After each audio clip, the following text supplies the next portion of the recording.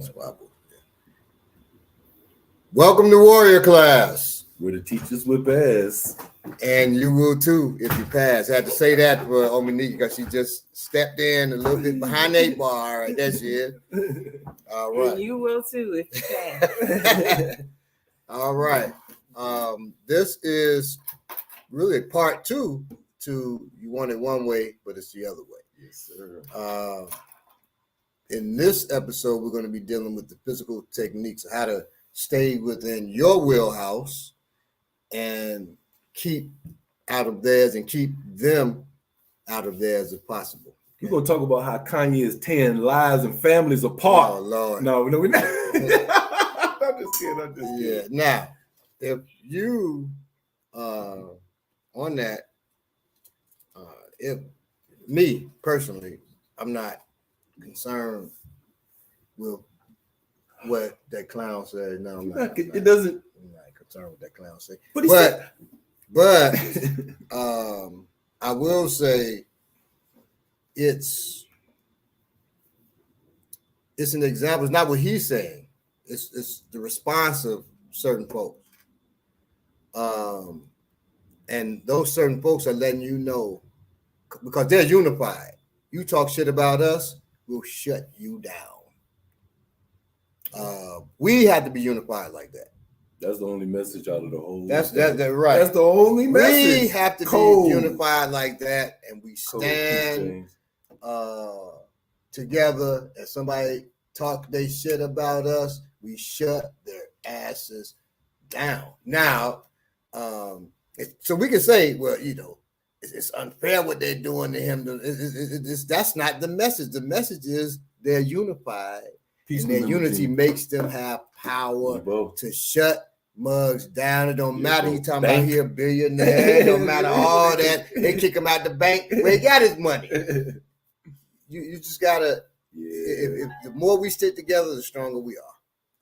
And that's the whole point of that. Please take it. Excuse me. You know, get yourself into a position where certain people don't have power over you. Right, exactly. Overall, and to do that, you got to be part of an organization. There you go. You can't be by yourself. There you go. You go. That's the one thing we see. The police don't mess with. You never see them mess with groups of dudes. You know what I'm saying? Right. Well, I tell you, the Chinese in Chicago are so organized that when you see places with Chinatown, that's not just a place where you can go and eat Chinese food in the restaurants. Right. That's not what Chinatown's for. Right. They have their own chamber of commerce. There's different laws. Yes. And the police go in there to shake folk down. Yeah. That's about it. But other than that, they don't go in there handling laws. Those folks handle crimes and shit that take place in their community, man. Somebody said on IG, somebody was a real respected person was talking about it doesn't look like it's a racism problem. It looks like capitalism to me. I'm like, where do you think capitalism come from? Right. What do you think capitalism is about? They're all. What are you talking about? They're all not even bed partners. They're all one and the same thing. Yeah. So I mean, anyway, man, it's how you look. It's how we look at it. But people say, you know, well, a capitalist could be black, and what do they think of you? Yes. So. All skin folk ain't kin folk, but you're not a capitalist like a white capitalist. You're not. That's the point I was getting at. You're right. So the guy asked me, he's like, so what about why the Asians don't have the problems that we have? I was like, nobody don't have the problems. What are you talking about? I was like, nobody has the problems we have because nobody ain't been through what we've been through. Right. Mugs can say they have, and it's BS. No, it's the reason it's a little Chinatown, all that stuff it's not the same as a hood that's black. It was a white lady said, you know, well, a white woman has been through more than a black man. I disagree with that. But if you're saying women have been through more, see now you're throwing women. No, let's take black women out that equation. White women have not been through more than black men. We've been through slavery. That kills that right there. Okay, but slavery, colonization. But you take black women, they're the most oppressed beings on the planet. But we ain't gonna take them away from us. But what about men? It's us. It's black people. That includes black women and black men. We ain't gonna go for that trick. Mhm. That's a trick. You have to understand your enemies wage war on you away from the battlefield too. And those little things are important. That we can't allow that separation. And then that separation is leading men to be saying, oh, crazy jive, oh, punk ass. So, saying stuff like, we could, back in the day, there was a respected teacher. I won't say elder. I think he's older than me, but I refuse to call him an elder. Talking about, back in the day in Africa, men used to also breastfeed children. Get your behind out of here. Yeah. Oh, yeah. Yeah. During that debate era, he's one of those folks. And he's, breaking down how men in Africa used to also breastfeed children. I said, dude, I don't think none of my ancestors were doing it. I don't think none of my ancestors had that ability. Not the males, not the men. So, all that, yeah, very weird. And you want so bad to be equal to a woman. Look, man, that you say we breastfed for it to be a one-to-one thing.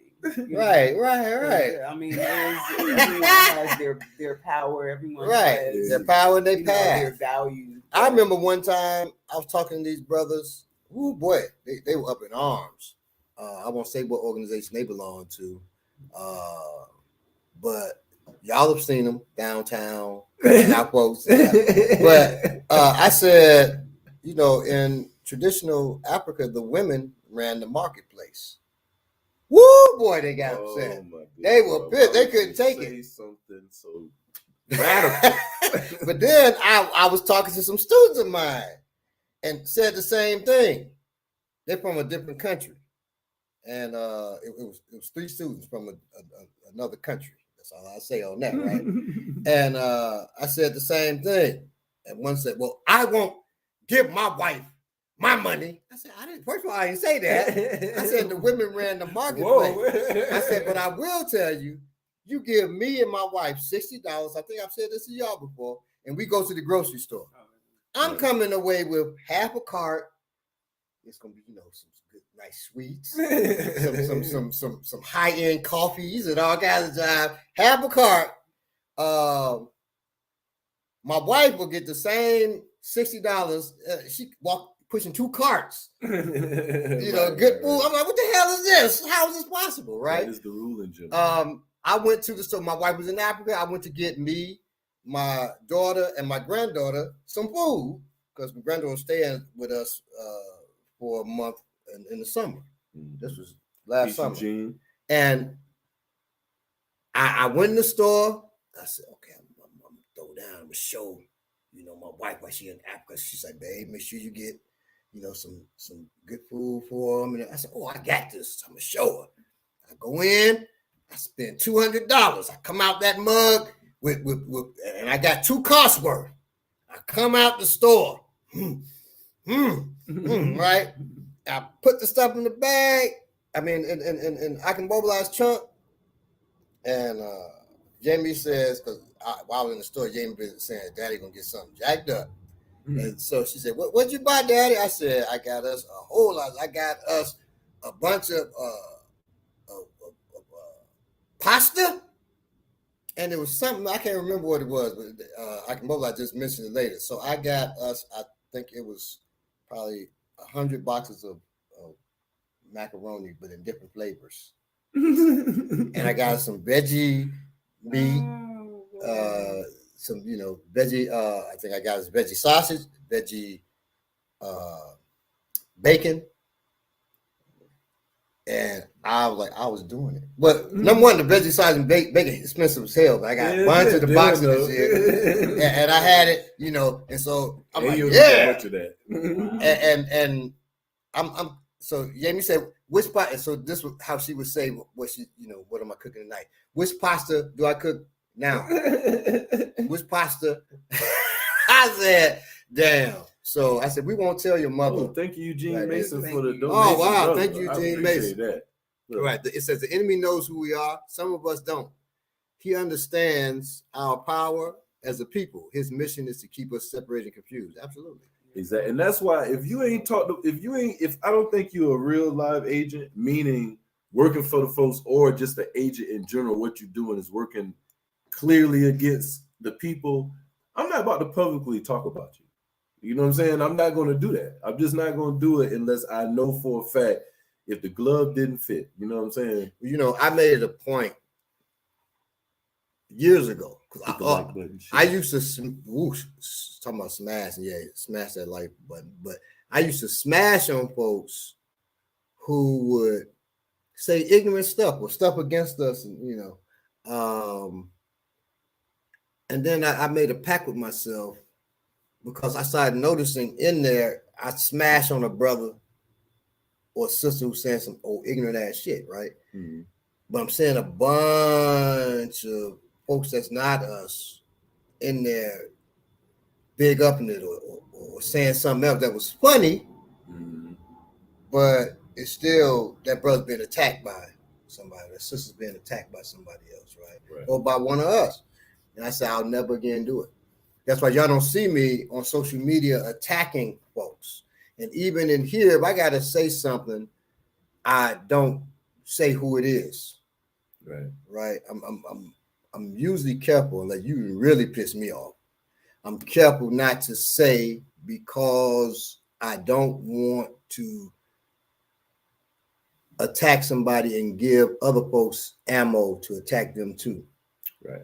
You know what I mean? And if they deserve that, well, they deserve to be seen, probably. They deserve a bunch of people attacking them. They probably deserve to be seen or shut down. Right. Exactly. So you gotta be responsible with your power, you know? Yeah, with the little bit I have. You know? But so when we talk about power, I got enough power that if you added it all up and made it money, I could buy me 2 cups of coffee. Whatever. And 2 cups of coffee and maybe a bagel. Hey, so if you see us in public and he say be late. For the run for no, I'm just kidding. Yeah, no, I wouldn't do that. That he wouldn't do it. No. Can we apologize for last week's? It wasn't our fault. Every time I think about that show. So last week, if you tuned in, they got us. Oh my God! It started off. I was talking about the ring light I bought for the computer, right? And it was actually looking good, but it was looking different to me. Right. And I started talking. Then it started like echoing my words, and then Billy said, "What?" And then it goes, "What the hell was in what I'm saying?" Right. And then Ominika says, "Oh my goodness." There's, "Oh my goodness." And what the hell? My ring light. What the hell? Oh my goodness. What's going on? And the more we said that, we were laughing. That's in there. So it's overlapping, echoing, and I couldn't stop laughing. Like I'm thinking about it now. It was so funny. The Cosby episode when they was making the song in the studio for the first time. You can't say Cosby. Oh, you can't say Cosby no more. They set the show down. It started echoing again, but it was so crazy last week. I was laughing so hard, and I'm trying not to laugh. And I don't know why it was so funny to me. It was just so outrageous, and it's never happened to us before that it was funny. Peace to Dorian, peace Courtney. Good to see y'all. Good to see some of your folks. Is it Franny French having an Earth Day? Today? How do you know? I guess I just had one as well. On Leah, Tuesday. peace. That's well, if it's your birthday, Franny French, happy birthday to you. Yeah, and Ominika just had her birthday. She turned 27. So is that Libra eternally? Yes. 20. Yes. I think it's until the 23rd. What? Libra. Oh, yeah. Oh, she says it's not my birthday. Oh, okay. All right. And my grandson had his birthday. What's the day? 22nd. Yesterday. Okay. My cousin had one yesterday. Cool. It's like my Libra daughter's mother's birthday is the 26th. Wow. Yeah. Oh, that's Scorpio. All kinds of birthday. Yeah, Scorpio. Yeah. Don't do that because my daughter Jamie is a Scorpio. You know. I mean, nothing wrong with Scorpio. But she's something else. She's something else. So Jamie is something else. We love her very much. So. But yeah, she's something else. All right. Gonna get. You're welcome, Franny Prince. So save that so when your birthday actually comes, right? If we miss it, we gave it to you. Boom. See how we do. Belated happy birthday, goddess. Thank you. All right. So today we're gonna get into the techniques, but first we're gonna do some news. A little We have any? little bit of news. So let me go back here. We have in Texas, we got the CPS employer fired after telling a 14-year-old teen to become a prostitute. Oh God! Oh, I think I saw that. Yeah. Wow. Yeah. So it's actually what happened is so Keisha Baisley has 9 children, and when her 14-year-old daughter kept on having behavioral problems, she eventually decided to put her trust in CPS and get some help. Instead of getting help and appropriate life guidance, one of the CPS employees only made things worse. Now, what is CPS? Child Protective Services. Texas. Child Protective Services. Mm-hmm. Oh, that's when I saw it, I thought it was something dealing with Chicago. Right. I'm like, Chicago Public Schools? Right. I did too at first. I'm not gonna lie. But anyway, she went to CPS to get some help. Instead of getting help and appropriate life guidance, one of the CPS employees only made things worse. Braisley's daughter was staying at a hotel, and this particular employee repeatedly tried to convince her to turn to prostitution. It happened so often, she actually ended up recording one encounter. In that recording, she asked the employee if she could get some food, and in response, she was told, "If you're going to be a hoe, be a real hoe. I told you that, and you can turn a prostitute and bring $1,400 a day. Now, either you have some really inappropriate, unsolicited, bad life advice, or more likely the start of a sex trafficking grooming process right here." I mean, this is just crazy. And you hear the video, she's actually telling us, she was like, "We need to be a real hoe and you can be making $1,400 a day." Like, God dang. Like, this is somebody that works for my whole point of bringing this whole piece of news, I guess you call it up, is leave the state out your business.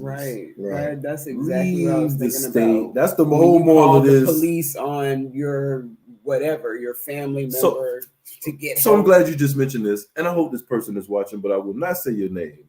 But they do follow me on IG. So I saw this post, and I just thought we were so past this type of being. So this person is on IG, going on a live or real, which they like, yo, it's 10:30 at night. I'm about to lay down. I got to go to work in the morning, and my neighbor upstairs is playing loud music. Now, I'll be wrong if I call the police, right? You know what I'm saying? But they need to, you know what I'm saying, show some respect. So I commented, yes, you would be wrong for calling the police. Right. We don't do that to our people for stuff like that. We communicate with our people. They responded back. They need to communicate then, because if I call the police, you know what I'm saying, I'm in the right, because they need to be communicating with me. They the bad neighbor. So I said, well, go ahead on. What I said, go ahead on, little Crime Stopper. You know what I'm saying? I ain't say nothing else. But the point, man, come on. Like, we ain't seen enough of the police. I would be worried and heard that the police gonna come and do something to me. We done seen that happen a bunch of times. But at the very least, we've seen the police come and actually take the life of somebody in this situation. Is that what you want for your neighbor that got their music loud at 10:30? Seriously? Or yourself? I mean, come on, man. We got to be more compassionate, and we got to get out of this fake introvert state that we want to claim, that we don't claim, that we all want to be. It's like when we just so American. When like oatmeal was the thing, everything had oatmeal in it, everything had a agave in it. Now we like the same way. OCD, everybody OCD, because you want to say you're clean, so you got OCD. And now everybody is an introvert. It's the end thing to be now. You know, that's fake because you don't want to communicate. Right. You know what I'm saying? Come on, man. I'm sorry if I went on a little. No, that's cool. Now, let me say this too. Calling a white woman a Karen is not racist. Calling a white woman a Karen is not racist. So, Clarissa Shields fought what's her name? Marshall, her last name Marshall, in England, who's a knockout artist, but Clarissa Shields prevailed, right? But there was in the undercard, there were these two fighters. So it's a white woman, and a black woman. They're facing off, and the black woman, and you got to keep 100. The black woman really was clowning. She brought her doggone belt from the Junior Olympics on. But really, the other woman was a champion, right? You're a champion. You have to move like one. So if she brings her Junior Olympic belt, either you don't say nothing or you clown it, right? But you don't say you're not defending that title. You're not defending that. You know, right? You don't get upset. You're the champion. They got to prove themselves better than you. So you say, "Oh, so you brought your belt back. I hope you still got those same skills that you had back then. Or what was it, 1993? You know, something like that, right?" And then you just keep it moving. You get upset. You got your real championship belt on, and she got on a Junior Olympic belt on her shoulder. So that was whack. And anybody who was worth that championship would have clowned her. But that also let that sister know she's not worth her championship. I'm taking it. Right. I'm taking it because she's emotional. And got so emotional, they going back and forth. And then the sister, and people don't realize the game play. She said, "You horse face Karen." So the chick says, "Don't be racist. Don't be racist." Number one, that's not racist to call you Karen. And you getting mad at it, you probably are Karen. But don't be racist. Don't be racist, you bitch. No, that's. And then they separate. Well, the sister jumps at her. You know, they grab the sister. That sister wasn't planning to fight her. She wasn't gonna interfere with her opportunity to get that championship. Right, that was all mind games. So she knew walking out of that conference, I won. She knew that before she got in the ring with her, she won because she had defeated her mentally. Don't let somebody defeat you mentally. Don't let them play these emotional games with you. They got to show and prove. Yes. And you can't just shut your mouth. They're not going to just shut their mouth. They're not going to. You're just getting upset. You're emotional. Shut their mouth. They got. If you don't have the ability, keep on shouting because we know that's all you got. Thank you, Power.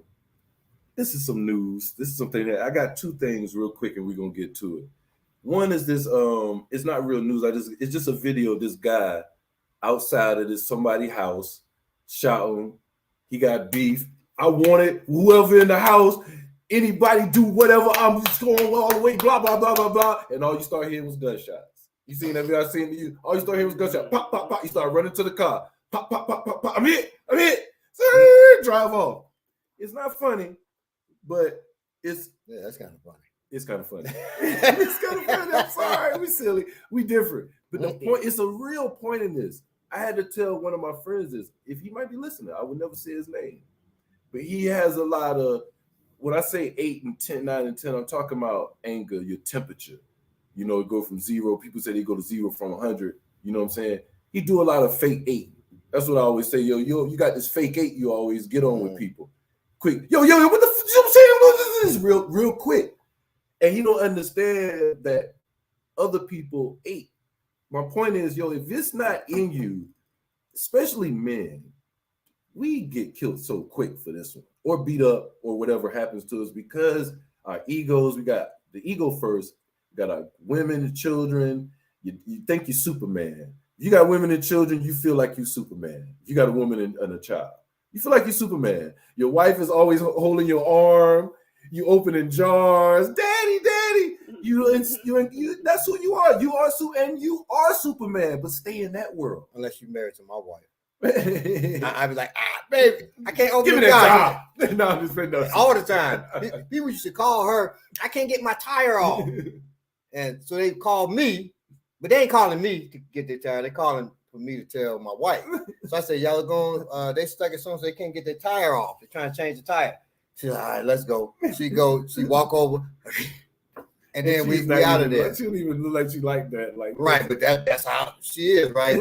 So last week, she came to me with a jar. I felt so proud.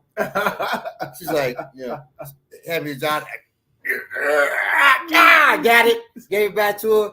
And she walked off. Said, "Thank you." She walked off. I said, yes. She needed me to open the job for her. So there you go. Don't be out there acting like you can open the jar if you can't. You feel me? That's the whole moral of the story. And I'm serious because and we laughing about it, but it happens very, very often.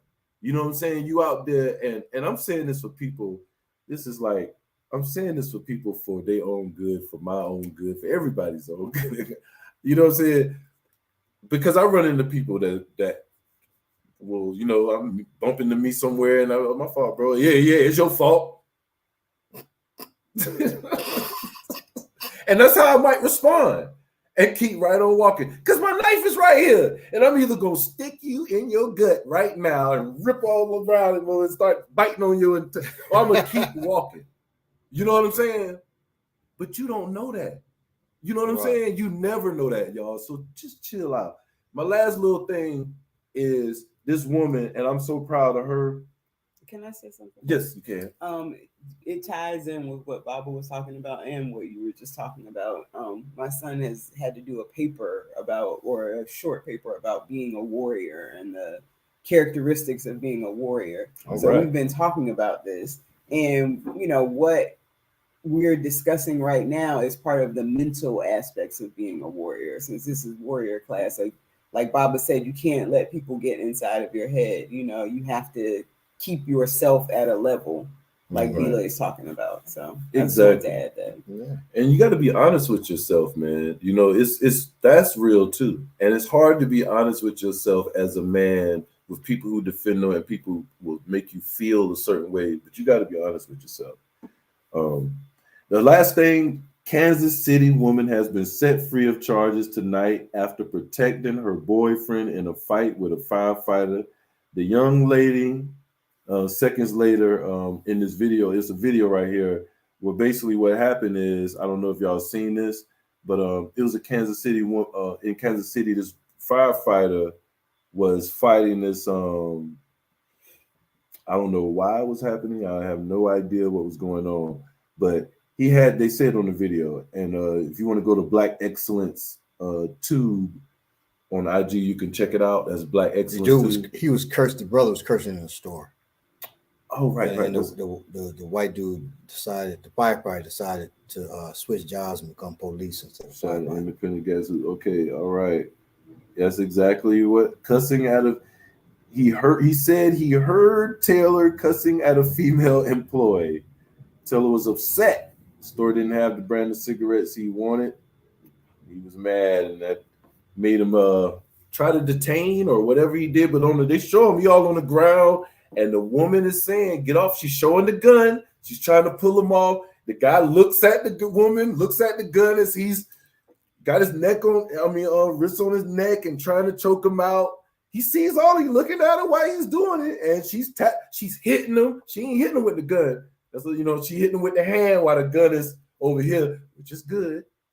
Don't hit him with that because he might try to grab on the gun or anything. So that's one thing. I wouldn't have been trying to do nothing. I would have said, "Sir, 1, Mississippi." Pow! No, I wouldn't do that. No. But she tried, and this video is showing it. And I'm just glad, first of all, I'm sorry that she had to do that. It's on a very serious tip. So I pray for her mental stability, and I hope that this doesn't do anything to hinder her spiritual, mental growth and development and her happiness in life. And I really do pray that for her and her family on a serious tip. But after that said, I'm just glad that she was able to do that. And I'm saying able because we're war folks, and it could have went another way in the court system. You feel me? So I'm glad that she was able to get away in the court system, to get off in the court system legally. And I'm just glad that it's one of those, it's a win-win-win-win for her family. You know what I'm saying? But you can't I'm sure when she was doing that, she wasn't thinking, "Man, if I shoot this dude, I might go to jail, or what's the ramifications of me, or is something going to happen if I, in some instances, you just have to protect the people you love. And you got to worry about all that other shit later because we got to go home. No, I have to say this. Is it for me? I'm totally for her killing that mom. But, but now. Did he die? Yeah, she killed him. Now, a couple of things, though, and I deal with the mistakes because it always brings back to we have to become trained. Yes. This should not just be something we look at and say, hey, yay, it's a victory. There were mistakes made there that could have went the other way. She was just lucky. Yeah. One, you look at the pistol, it had this extended clip on it. You don't put no extended clip in a pistol because it can jam. But what kind of shit were you into that you had to have an extended clip on your, magazine? Ain't no things that clip in the pistol, it's a magazine. Clips go in rifles, but certain rifles. Why? So I'm not going to ask why. I'm not going to go into what I think. Probably stylistic. What I think was. I'm honest, I think it's culture, but right. And that's my point is. So I don't want to damn us all. Right, I feel you. Because it's not culture. Because I'm in our culture, and I would never do that. Right. That's ignorance, actually. Well, that could jam easily. That's number one. Okay. Number two, the children were in the car. And she waving the thing around indiscriminately because she's nervous. Right, because she's tangling. Children could have got hit. Number two, luckily that fireman didn't know how to fight his way out of wet paper bag because if he knew how to do a choke, dude would have been out by the time she'd have warned him so many times. What's with us warning folks? I'm going to deal with another thing that just happened. Yeah, what's with us warning folks so many times? He's choking you, but that's because she doesn't understand that you can get choked out in seconds and you can die in a couple of minutes if he keeps holding it, right? So, damn, why you keep warning him? Dude was not afraid. The white dude's not afraid because she got a gun. No. And he's like, get away from me or whatever you're saying to her, right? Because he's white. So right, because he feels he's right. He's white. He's right. No, but sis, he probably been in some type of combat. You never know what. And he may have been in. He wasn't in combat. He's known better how to do that. But if you look at the video, his body's spread while you're on top of the dude. His legs, that's to control his base, so the dude can roll him over. So he learned a little, but not enough. Right. He was trying to get a rear naked choke on the dude. That would have taken that dude out in 10 seconds if he knew what he was doing. Now he got maybe a little training, but not enough. He took 2 classes and thought he'd do some shit. But the brother didn't know nothing. He knew less than him because he's just I'm getting my ass whooped and my wife right there waving the gun around. I would really feel bad. I wouldn't even be concerned if she shot that dude. I'd be like, damn, I didn't get to shoot the dude. And I was straight getting my ass whooped by this dude right here.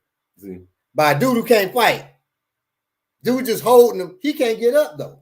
I done seen so many videos this week of 2 people can't fight and one still can't beat up. It gets on my nerves. But train, y'all. Because you never know when stuff gonna happen. And for my people in Atlanta, if you talking about, well, I just carry them things. Shut up. Because a lot of people carry them things. Well, what's your equalizer? And then if you ask those people, I carry them things. Where them things at right now?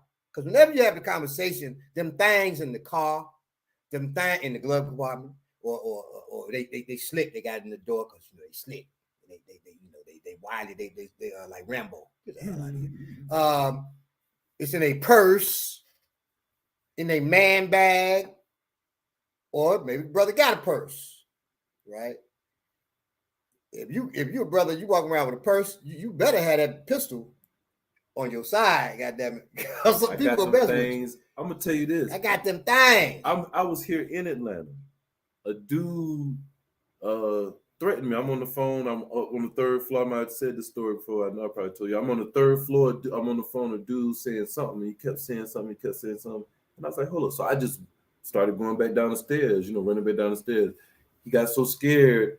He was at the bottom of the stairs. He pulled his Glock out and emptied it. Point blank. Bob know the story. Point blank range, no further than about 10 feet and missed every shot.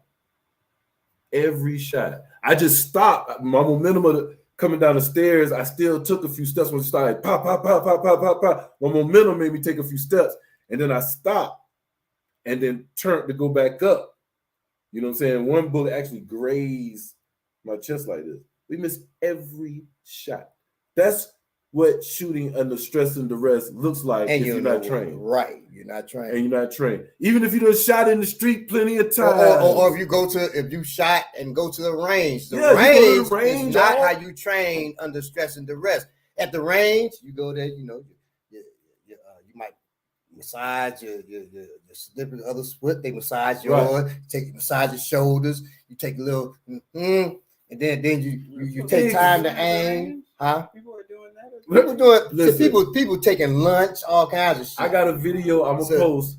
I'm gonna get Bob. Remember, let you post it on here, Bob, of a dude at the range. He took a dude, regular street dude, my cousin, took him there, and like just on the street, put the thing out about maybe 20 feet. He said, "What's up now?" Bow, bow, bow, bow, bow, bow, bow, bow, bow, bow. Missed every shot. Every shot, 20 feet. Every shot. I was with a student of mine, Balagoon D, where we were all out there shooting. So Balagoon D's hitting them. Woo! Hitting them at the range. We go to an outdoor range so I can do training like this. So he's going. I said, "Man, that's beautiful. Hit it again." He hitting it again. Take my pistol. Say, "Hit it again." He hitting it. I said, "One more time." Boom! Shot over his ear, over his shoulder at the target. Boom! Hit the target, right? Then he shot. Oh, missed.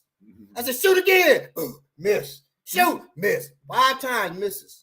He had hit about 10 times when we were under the range, chilling, got our lunch on the side, stopping every time to go eat some grapes and shit. Right. That's different. Where I'm getting popped back at or shot right that close to me. Well, that's over his shoulder. Imagine somebody shooting back at you. Now, how you gonna do? So this is how you're able to survive, right? Now, most of the time on the street with mud shooting, they hit somebody. It was luck. It was luck. Real hitters, they usually are former military or whatever, right? And so they know how to work under stress and duress. People say, well, a cook in the military learned. But yeah, a cook in the military learns and basically training how to shoot, but not under stress and duress. Not under stress and duress. So if you hire a cook, because he was in the Army for 20 years, to be your security, you stupid as shit. And let me tell you, you've done it. A lot of people have done it. They're doing it. You better look and you better have him bring you his DD-214, which is his record, basically, when he leaves the military, what he did. So you can at least look and say, okay, he at least should be infantry. If you're going to hire somebody like that, right? And I would say that now for our folks that are celebrities watching, and there are celebrities watching, by the way. One day I'll tell y'all how I know that. But if you're hiring people, police, to be your security, police are the worst at executive protection because police think about arresting folks. Right. You need people that think about getting you to safety. It's a different thought. That's just, for you executive protection folks. And, I get to throw a jab at the police. So if they're not getting hired for executive protection, that's good. That also keeps people safe around because fans go to speak to the celebrity and security's there. They're being aggressive and abusive to folks. Yeah, police. Yeah. All right. So now getting into our technique, but that's about that whole situation. Train, because the sister waving that gun indiscriminately could have shot somebody. Oh, and speaking of the person filming either had nerves of steel or was just probably not, or was ignorant as hell too, because if I'm filming something going on and somebody's waving the gun around, nervous, trying to stop the man from choking their husband, I'm moving. I don't want to get shot. They was hood foolish. Yeah, right, exactly. You wanted to mention briefly the other guy that yes. So the other guy I was talking about, too many warnings. a big, and this was a big white dude, probably about 6'4", 6'5", and big, 500 pounds, about 400 pounds. He's walking, and not all fat either. No, sir. So big dude. He's walking across the street, and obviously they had an encounter before. Right. And he says, "All right, man, don't come over here. Don't come." The dude comes. He's coming at him from across the street. Yeah. So he's taking the time to walk across the street at you. Mm-hmm. He said, "Stay back. I'm warning you. Stay back." Dude keeps coming. You warned him. Said, okay, I'm warning you. Okay, I'm gonna back up now. I'm gonna back up. Well, first he says, "I'm warning you," and backs up. Yeah. Then the dude's still coming. Gets in his face. He said, "Get out of my face. I'm warning you. Get out of my face." The dude doesn't move. Then he comes for dude steps again towards him. Okay, he said, "Okay, I'm gonna back up. I'm gonna back up." Yeah. So he said, "I'm telling you now. You step towards me again, I'm gonna knock you out." First of all, you don't tell a person what you're gonna do. You do it, like my old man said. Don't tell him what you're gonna do. He really. So the dude comes at him again. Stay back. How many times you gonna warn this dude? Finally, he doesn't. The dude says something like, "You're not gonna do shit." Right. That's what made him act, because he pushed his ego. Mm-hmm. He would have still been running. He'd have ran him up the block. He'd left from where his car at down there. He was at the back of his car. He at the front of the car now. He said, "You won't do shit." He said, "Okay, that's what you're saying." And so, you see him coming towards him. The phone goes down because he, I guess, punching him. Mm-hmm. And then you see the dude sitting on the car looking sad. The big dude, all bloody and swole up. I told you. He said, I told you. But he's talking to him. You still being apologetic, really. Yep. I told you what was going to happen. Sorry, I'm sorry. I had to do, You say, "Stay away from me, sir. I don't want any problems." He comes towards you, boom, knock him out, get in your car and leave. You don't owe him an explanation. You owed him that ass whooping. You gave it to him. Get out of there. Because obviously you're in a neighborhood where black folk not too welcome. You better get out of there. But he's whooping his ass. He probably waited till the police came. Of course. No. Get out. Right. Leave. That dude needed that ass whooping. You know what I mean? But get back. I'm warning you. Too much. When I talked about that sister knew she had won against the other woman because she shook her. That dude, that big dude, if he had any squabbles about himself, he'd have beat that dude's ass because he already had won to get the dude's so apologetic and really hesitant. Oh, yeah. If the dude but he didn't know what he was doing, he just stepping forward. Just walking forward. He was used to bullying people from the sides. If he had hit that dude, he could have easily too. Right. The dude holding the phone, all this stuff. Yo, man, put the damn. And that too. If you see me knock somebody out on the street, somebody else is filming that. I'm not. You better get back. I'm filming. No. And that person who filmed me, depending on how bad I take, he better be running. He better be out after I've done what I'm gonna do to him, or he gonna give me that phone. I'm telling you. So come on, y'all. Thought process. Baby. Train and become better protectors of yourself and your family. Really, that sister who shot that dude, to be honest with you, that video should never hit the light of day. Should never seen the light of day. Too many videos. Listen, man. Okay. Because she could have gone to prison. She really got lucky. Well, you see, it was a high-speed chase that just happened 2 days ago in LA. Down I don't know the roads, but the main highway, right? These fools are on the phone talking to the dude, and they put it on IG. Dude said, "Man, my cousin out here wilding, man. He out here on the 106. On the 106, probably got that stendo. Probably got that longest stendo on him. Tell him to pull over there, man. He got to get off the exit. He can't go to the airport." You had to do in the background. "Hey, man, you're going the wrong way. You can't go to the airport, man. If you go to the airport, it's going to be messed up, bro." And they put that online. It's everywhere now. Big social media. And they caught the guy. Of course they did. They coming for you. What are you doing? Right. What are we doing?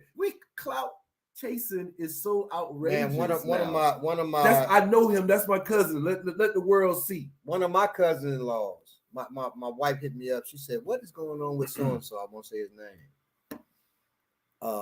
He's on Facebook and Instagram, showing his pistols. Yeah. And stack of money, pistol. I said, what is he doing? I said, he wants it. He wants to get caught up with the police. I said, that's what he's doing. But I said, not just him. I said, look at our boy. I think I talked about him last week. Somebody we all know and love. He goes out of town with his wife. He puts money on the table. We in the so-and-so hotel.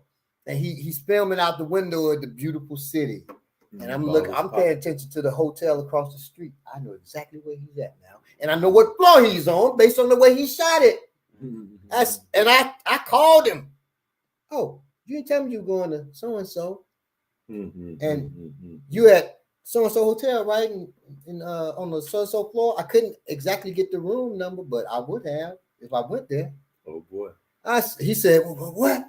And his wife in the background said, I told you not to post that picture on Instagram. And y'all know who I'm talking about. Oh, yes. I said, the hell, dude, don't do that. So he doesn't do that anymore. But you post when you come home. Right. What about right. You can take the picture, right, post when you come home. And don't never go back to that same room.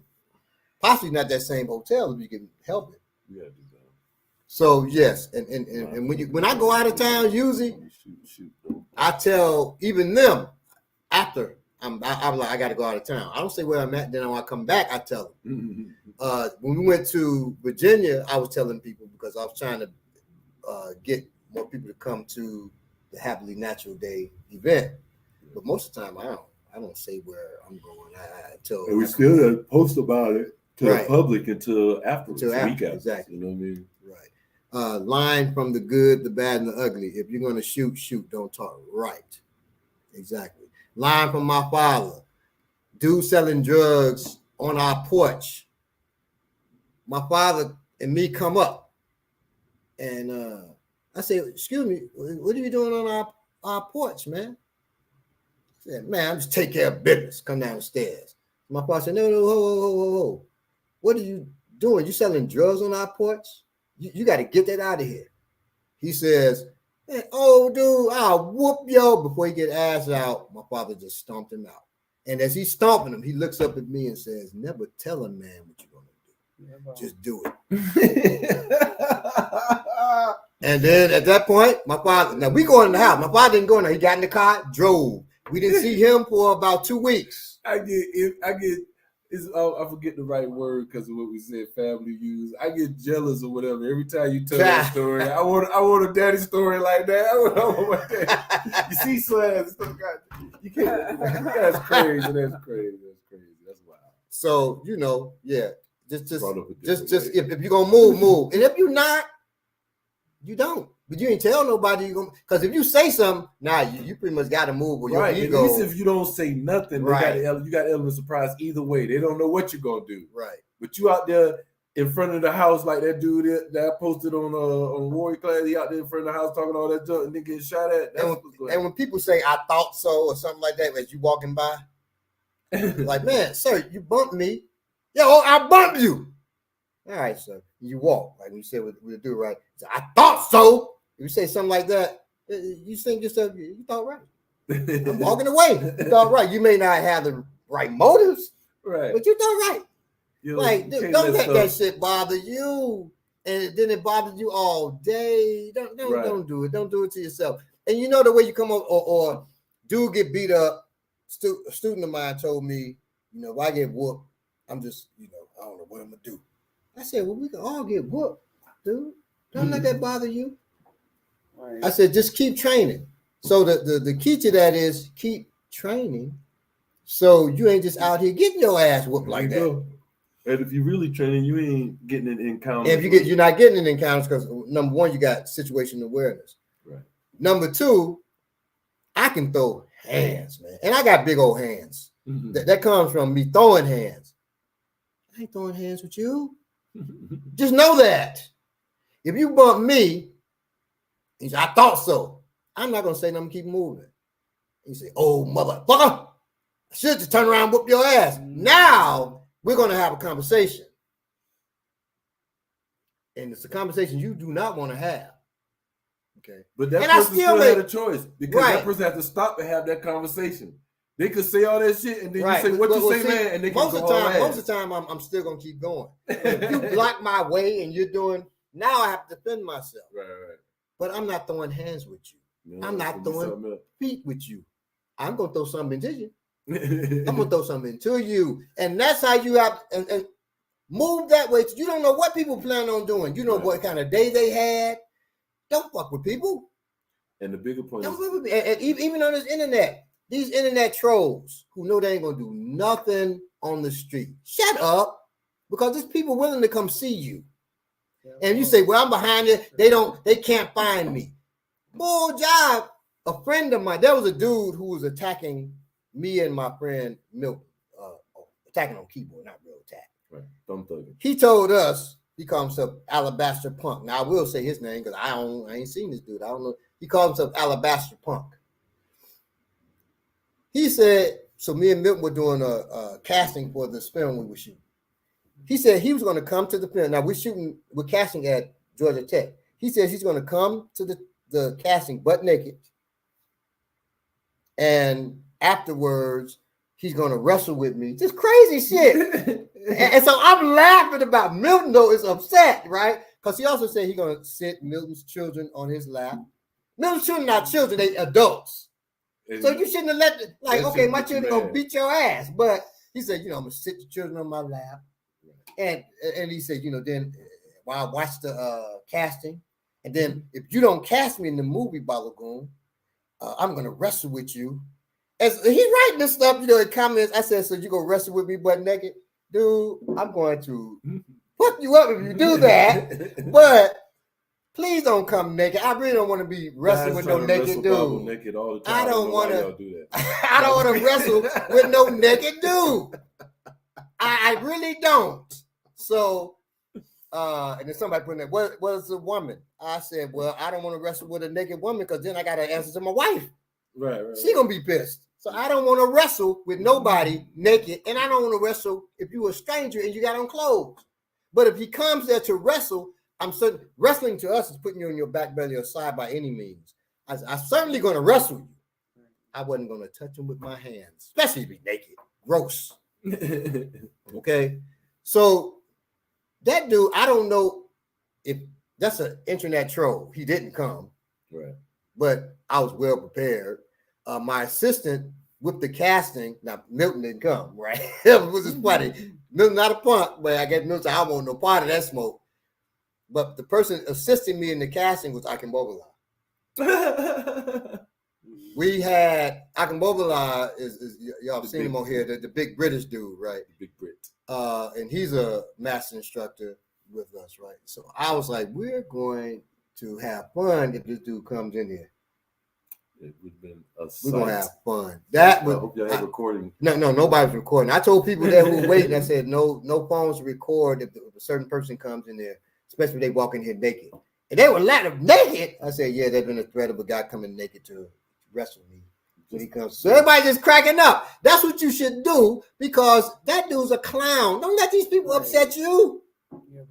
That most of the time they're not gonna show up. If a mother's gonna show up naked to wrestle, he's that nuts. That he was going to do, he wouldn't have said that he would just showed up. He would have popped up. I would have been shocked like a mug. He still would have got it, but I would have been like, oh, it wouldn't have been no, I'm expecting them. So I'd be, oh, what the hell? Hey, sir, can you and I would have tried to negotiate him out of there. Right. Because we bold enough to walk across Georgia Tech's campus naked and come in our thing naked, talking about he going to audition or fight. I'm trying to audition. I'm trying to negotiate with him, get him out of there. And I might give him an audition, tell him, you know what you got? I think you got that part. I'm sorry. So he can leave. Kalani said, happy birthday, Elder Ominique, and I wake up. I take issue with the term elder. Hey, hey, I got a question while we She don't take issue with the not wake up. But with the elder part. Okay. She rushing here too. Y'all say it's so funny. Yeah, she rushed in to go to sleep. Now, ain't that something? That's something you rushing to go to. You like sleeping. All right, so we're about to get to the technique. Before we get to technique, while we in technique, I have a question. First of all, please share the show now since we are about to get to technique. Let people know we're starting to get on technique. They missed the greatest part yet, or is the greatest part dialogue? That's the question I have for you guys. I want y'all, the people who are not afraid to give us this criticism, because I'm asking for it, so we really would like to know. As far as our format, how we loosely have things set up, how do you feel about it? How do you? Oh Lord! I'm asking them. We'll get to the techniques first, because that can lead to a can of worms. I'm saying while we doing technique, this is what I want y'all to be thinking about, commenting on. If you take issue with the way we do it, we might not change because we're gonna do things. Maybe we'll get Alabaster Punk in here and make it show us how to do things. He naked. You know what I'm saying? He can show y'all. Maybe you want a naked podcast. I'll stand back. I'm not gonna. Now they want a naked podcast. I ain't doing that. But I just want your input. I don't want to make y'all feel less than. I really like how we do the show. I'm just saying. I like how we do the show. I like how we move. I like the organic feel to it. I just want to know how y'all feel, because y'all are what matter. Y'all the reason that we do the show.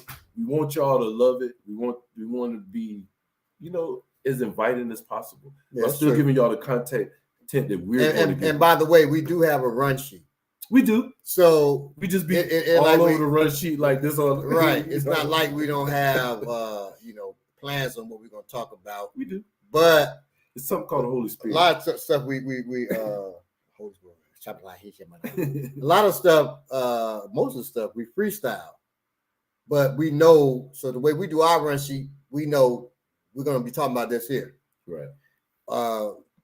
So if we have specific information to give you, we'll read it off the run sheet so we don't freestyle. Right. So we freestyle in between reading off the run sheet. Right. We freestyle in between, and when we do technique, it's always freestyle. Because we've been doing this so long, we can just freestyle. It's never. I'm not gonna write down. We're gonna work on these techniques. I say, hey, we're gonna do these here techniques today. Okay. I love the show, fam. Keep it coming. Freestyle is natural for us. Thank you. Yes, yeah, since he plan on coming to class Monday, he won't comment.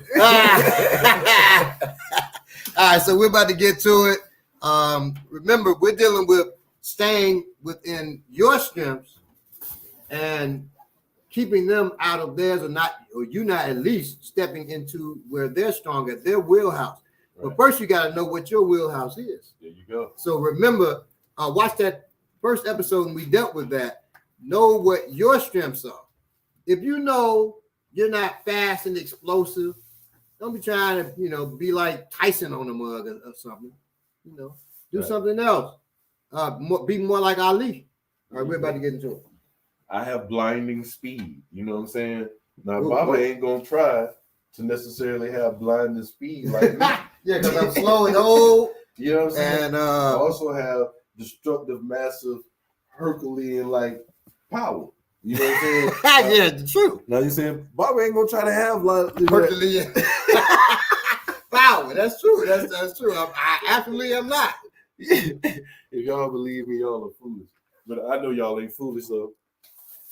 Ominiki has the ability of telepathy. You know what I'm saying? And I'm not.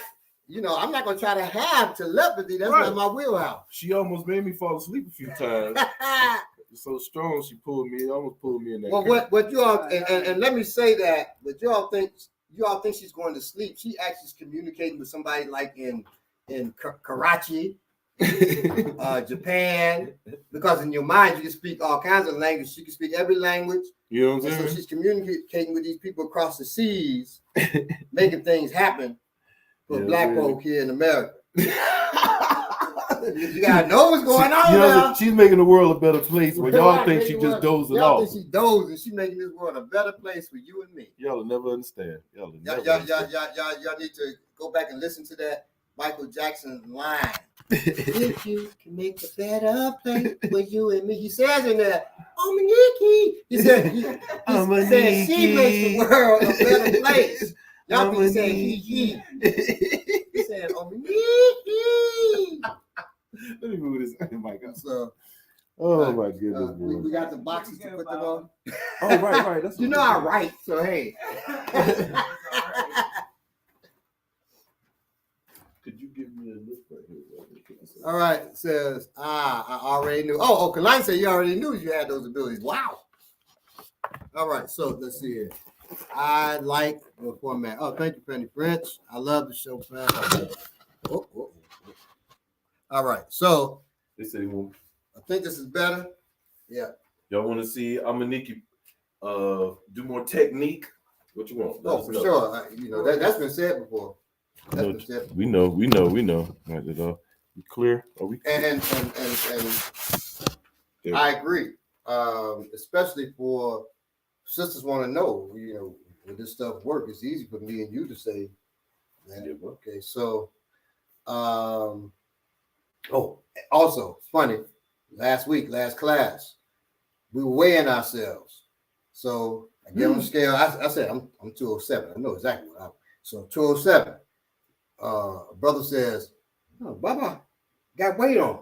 He was surprised that you see this gut here. I cannot get rid of that, but I'm wrestling solid.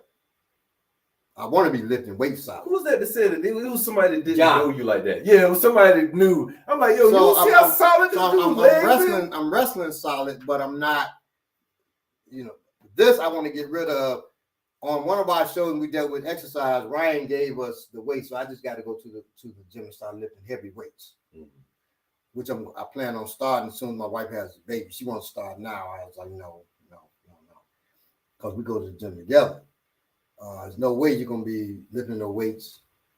And she promised, well, I'm just going to be on the treadmill. But I know my wife. Right? When she was pregnant with our first child, she got all lightheaded because in one day, she's doing the yoga. She ran a mile, lifting weights. Oh, okay. Dang. You can't do it. It's too much. She's like, oh, why am I so lightheaded? So I know her. So I told her we'll start when she has the baby, which will be early 2023. All right. So now, and at that point, I said it this day. As y'all watch, my belly gonna go down, and the reason why I'm talking about that, I just had a dream. My children come to me in my dreams when my wife's pregnant with me, right?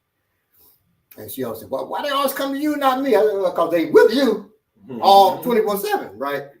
So, and as they start off at a certain age and they get younger as they're getting ready to get born. Wow. So she was 1 age, now she's like 2 or 3, but she's still talking to me, right? And she told me, that was last night, that she said, look in the mirror. I looked in the mirror and my belly was gone. She said, see, it's gone. It's gone. It's gonna be gone when I come. Oh shit. And I said, well, come on. Don't come too soon, early, but come on, because I'm ready to get rid of this mug. I was like, I said, you mean your mama's gonna be gone when you come? He said, yeah, hers too. I'm gonna say about 2024, you're gonna look about 20 years younger, mess around. What? Once I get the I already said that's what I'm saying. We're gonna mess them up. You're gonna mess them up. That's gonna be fun. You ain't ready to tell me nothing then. Y'all gonna be standing there and be like this. And this is what I'm like, hey, we can't see the other people. You don't need to see anyone but me now. All right, so we're about to get into it. Do we need to be higher? Do I need to come Eugene Main said this is the most powerful show on the platform, in my opinion. Whoa, thank you. Wow. That's an honor because there's some powerful shows on here. We're gonna take that. All right. So we'll deal first with striking. And we're talking about if you've already made mistakes, you don't have a tool on you, okay, of any type. You don't have a knife. Maybe your state you can't, wear a knife. You don't have a pocket shark. You don't have a pocket shark on you, which is a marker. Maybe you don't have nothing on you. You made that kind of mistake because you have something on you. It's the great equalizer, okay. And when I say that, it equalizes. It doesn't matter as small as Ominiki is. You could be a big dude. It doesn't matter if she takes a knife out. That equalizes. Changes the game. Two men ready to do all type of damage to her. She pulled that knife out. They back. Whoa. We ain't got at one. least be slow. Yeah. And they'll start the negotiation. Put that down, boy. I really hurt you. All that. Once they start negotiating, they ain't moving on you. They don't want to move because they went from threats to intimidations. Difference. Threat is beat your motherfucking ass, right? Intimidation is keep talking, I'll beat your motherfucking ass. That's different. There's a condition. Keep talking, I'll beat you. That's different. I'll beat you. That's a threat. The ability to hear that in a confrontation or when and that's what you have. You have to stay calm. Once again, you stay calm when you're trying. Right? So I hear, or you hear them say that. And then you pull the knife. Put that down, I'm gonna hurt you. That's the intimidation. Put it down, I'm gonna hurt you. Now you're empowered because they gave you a condition. You have the choice to put it down, which would be bullish, or not, right? And you don't say to them, well, you're gonna hurt me before I pull this out. You don't say nothing. Right. Now you just work. Or don't, based on how they move. Right? They still put it down or hurt you. Back up, I'm gonna cut you. The hands up and you ain't gotta say that. No, I'm saying that. Just you hear, knife open, and somebody. You just can't hear. you got to look at them like that. You said a whole lot right there, right? It's like, huh? There's a so and so, and they put it down. I'm gonna hurt you. You just told them I'm not putting it down. Hey, now, let's go. What you just said. A dude actually looked at me like that when I got in the wreck. Remember that time I went to that dude, I was knocking on the door. He had a pistol, and I didn't know because he kept saying, "Man, call the ambulance for me." He kept saying, "Huh? What? Huh?" Like I said, "Man, I was in an accident. Can you call the ambulance?" Finally, he just kept. So I thought, why is he looking right back? No, he got the pistol in his hand, saying, "Huh? What'd you say, what?" Damn. Anyway, so that look works. With the right. tool, with the tool. Don't look without the tool like squat that. Squat to get rid of the gut, deadlift, big compound lifts. Thanks, James. Oh, yeah, James. Okay, Big James, appreciate you. Squat to get rid of the gut. Squat lunges. Deadlift. Squat thrusts. Big compound lifts. I don't know what compound lifts are. So you talking about like squat thrusts, power cleans? Are you talking about power cleans, big dog? Power cleans? Some Karen once said to me, "I'm going to get my husband to kick your ass." This is strange. Another woman. Wow. I was all okay. On the 12th of never, laughing out loud. Not the 12th of never. I've never heard that before, friends. Wow. I'm gonna get my husband. First of all, and if they don't get to go get their husband. So this what happened to my friends. In a public bathroom, she went to the this is actually at a club. She went to open the bathroom stall, and it was open, but a woman was in there. And so she was like, "Bitch, what the fuck is wrong with you?" Start cussing my friend out. So my friend's like, "My fault. You ain't have to talk like that. You ain't got to call me no bitch." And the girl said, "I'm going to beat your ass when I come up out of here. How about that?" And that was it, right? The girl finished using the bathroom, opened the door. My friend was right there. Pop! As soon as she opened the door. Your friend made one mistake. Let her get out the toilet. Why she pooping? Boom! Tear her ass up. About beating people up because they're vulnerable. So they certainly shouldn't be talking no jive. Right. I'm gonna beat your ass when I come out of here. Well, that's never gonna happen because you're never gonna come out of here. Right. Boom! I mean, man.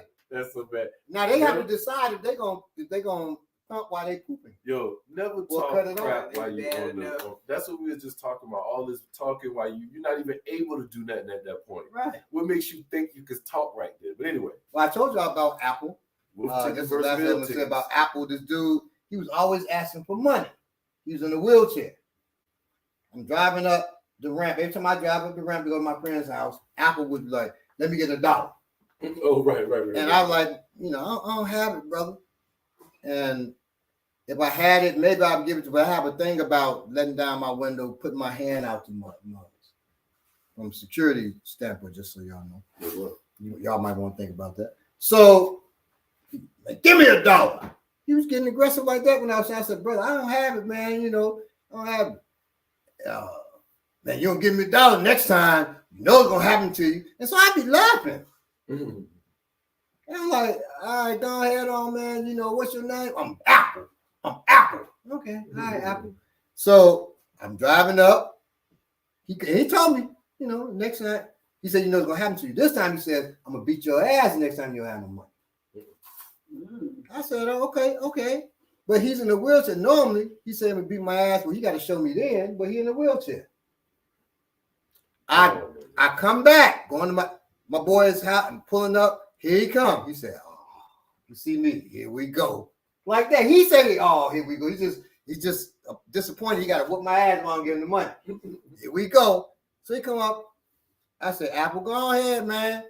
He said, give me the money. You know what's going to happen to you. I said, I don't have the money, Apple. He said, boy, I'm about to beat your ass. Now, first of all, how you going to get in the car with my ass? But I get out the car. I said, okay. I get out the car. I said, you said you're going to whoop my ass. He said, man, gone. Man, gone. Man, gone. I said, oh, no. You said you're going to whoop my ass, Apple. And y'all can look at me funny because of, you know, the dude in the wheelchair or not, but you'll hear what happened. So I said, say you're going to whoop my ass, Apple. Apple said, man, go on now. I won't smack the shit out of Apple. Apple flips out the chair. I said, oh, shit. Right? I ain't been hit that hard. I said, shit. Yes, you do. So I said, Apple, get up. I said, Apple, let me help you up. Apple jumps up and hauls ass. So either Apple was faking or that slap healed him. So either way, I didn't feel bad. So I didn't feel bad for Apple because either I healed him, so he needed that slap, or he was faking in the first place. We're going to send our prayers out to Apple. So prayers go out to Apple. We hope you're feeling better. Yes. Let me just say this. Don't look at Baba with side eye because he's somebody in a wheelchair. He is a equal opportunity. He does not discriminate. This dude threatened me. Excuse me, dwarf. So at least wheelchair or not, threat is a threat. Exactly. Thank y'all for understanding. Thank you. So Apple got it, you know, but you know, and I would like to think the slap healed Apple because that let me know I got some power healing hands for real. Touch more people. All right. So if you don't have your tool, you fail, and here we go, right?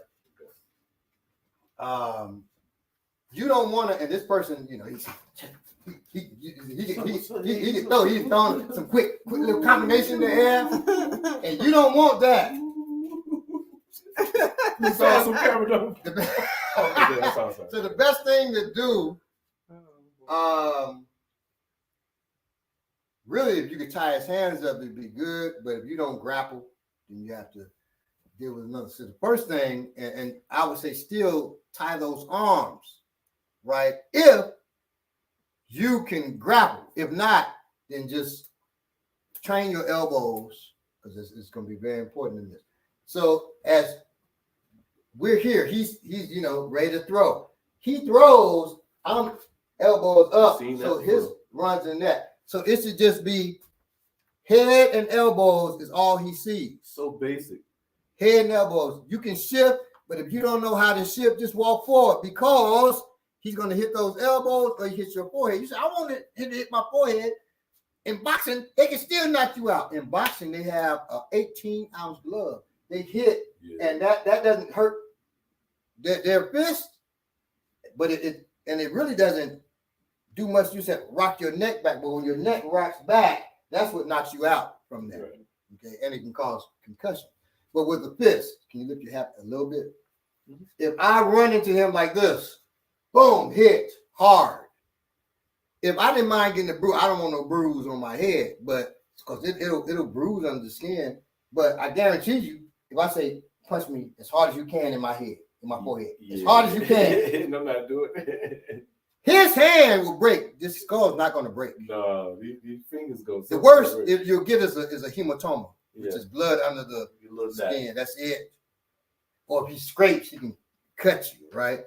So this is all he should see. So you ain't got to worry about that. He's not gonna. If he throws one time hard and hits that, that's the only time he's gonna throw. Like it's gonna jam him up. So that works just like your elbow. This is the hardest bone on the body. Okay, because in a fight, not a fight, an attack, because a fight is an agreement. You shouldn't get it, no. Right. But if you're attacked, there's nothing to say you won't get hit at all. Okay, and for those who train a little bit, or those who want to be better against the flinch response that's going to take place, because that's going to happen. One way to beat flinching is to start off with like noodle. You got that noodle in there? Just a noodle. Grab both of them, two of them. We're training.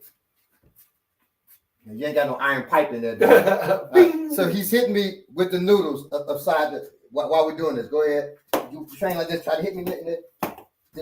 You can even throw them forward like jab. Okay. Not like that, but with your fist, so it hits me like that. Oh, I got you. Okay. So, boom.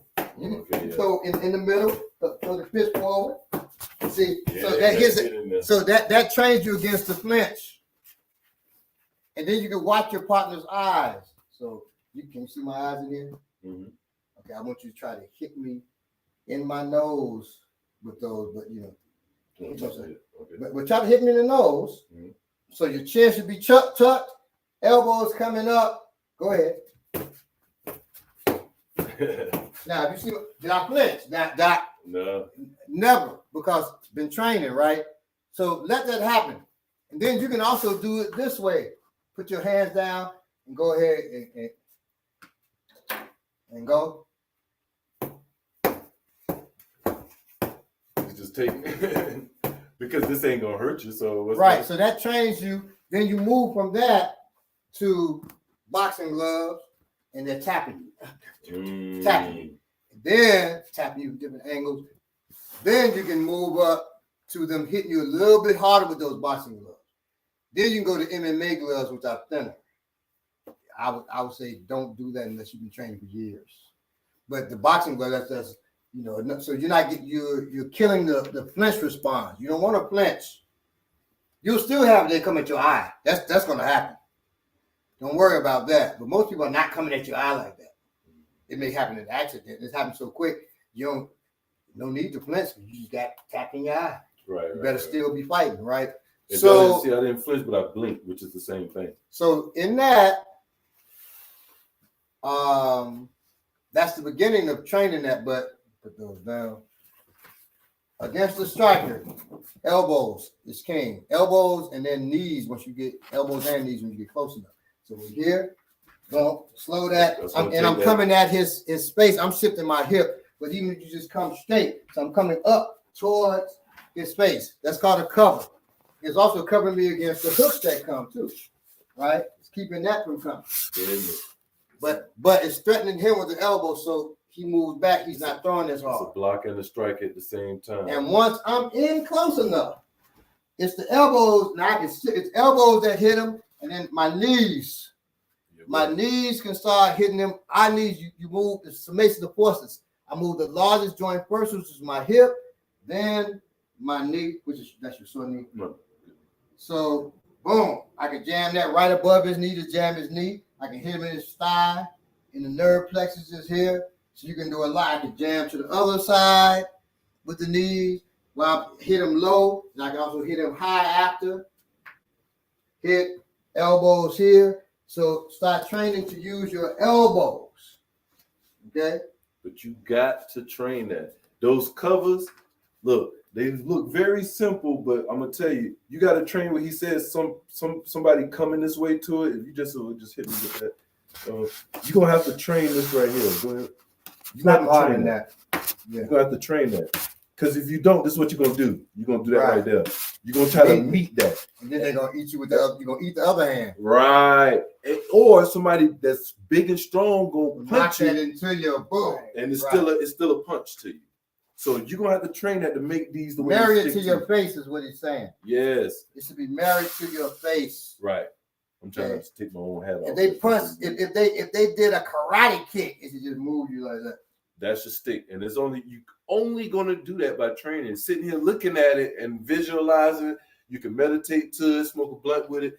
It ain't gonna stick unless you train it. That's just right. And you can sit down training this. Yeah, you don't have to be. You just won't be shifting your hip. I shift my hip because it's automatic. I've been doing it so long, but you can just train that while you're sitting. Training, man. That's the bread and butter. Like you just said, that's gonna jam you up. It's attacking.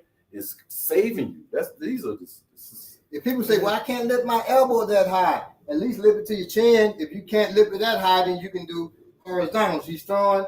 That take more aim. Yeah, you have to really train that if you want to get right. Good You at really got. And one thing you can do to help, you can use the other hand to help. So he's punching. I can bring that. Yeah. So all I'm doing is I brush against his hand and bring it to my elbow.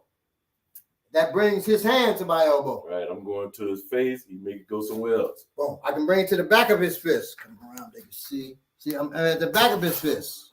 Okay. So you can do that horizontal elbows if you can't throw vertical. And if you can't throw vertical just because you stiff, what's the answer? Stretch, loosen up. Stretch. Start stretching. Don't let drinking water. Right. I can't. I'm too stiff. Well, damn it. Now, if you had surgery and you can't lift, then lift the best you can or throw those horizontals. What she said might sound funny, drink some water, but think of your body as a machine, fluids, liquids, oil the machine that moves better. Exactly. Just without making it too complicated. And if you say, well, I had surgery on my shoulder, it better have been a year ago or something, because I had decompression, subacromial decompression on this shoulder, where my shoulder was pretty much gone. It was right next to my neck. And then it had to grow back out. So I don't want to hear you say you can't. You have to stretch. Broke my collarbone. Didn't even go get surgery. Didn't even go to any hospital, nothing. Just on my own. Just kept it in the sling. Took a year or so. This was difficult. So I understand.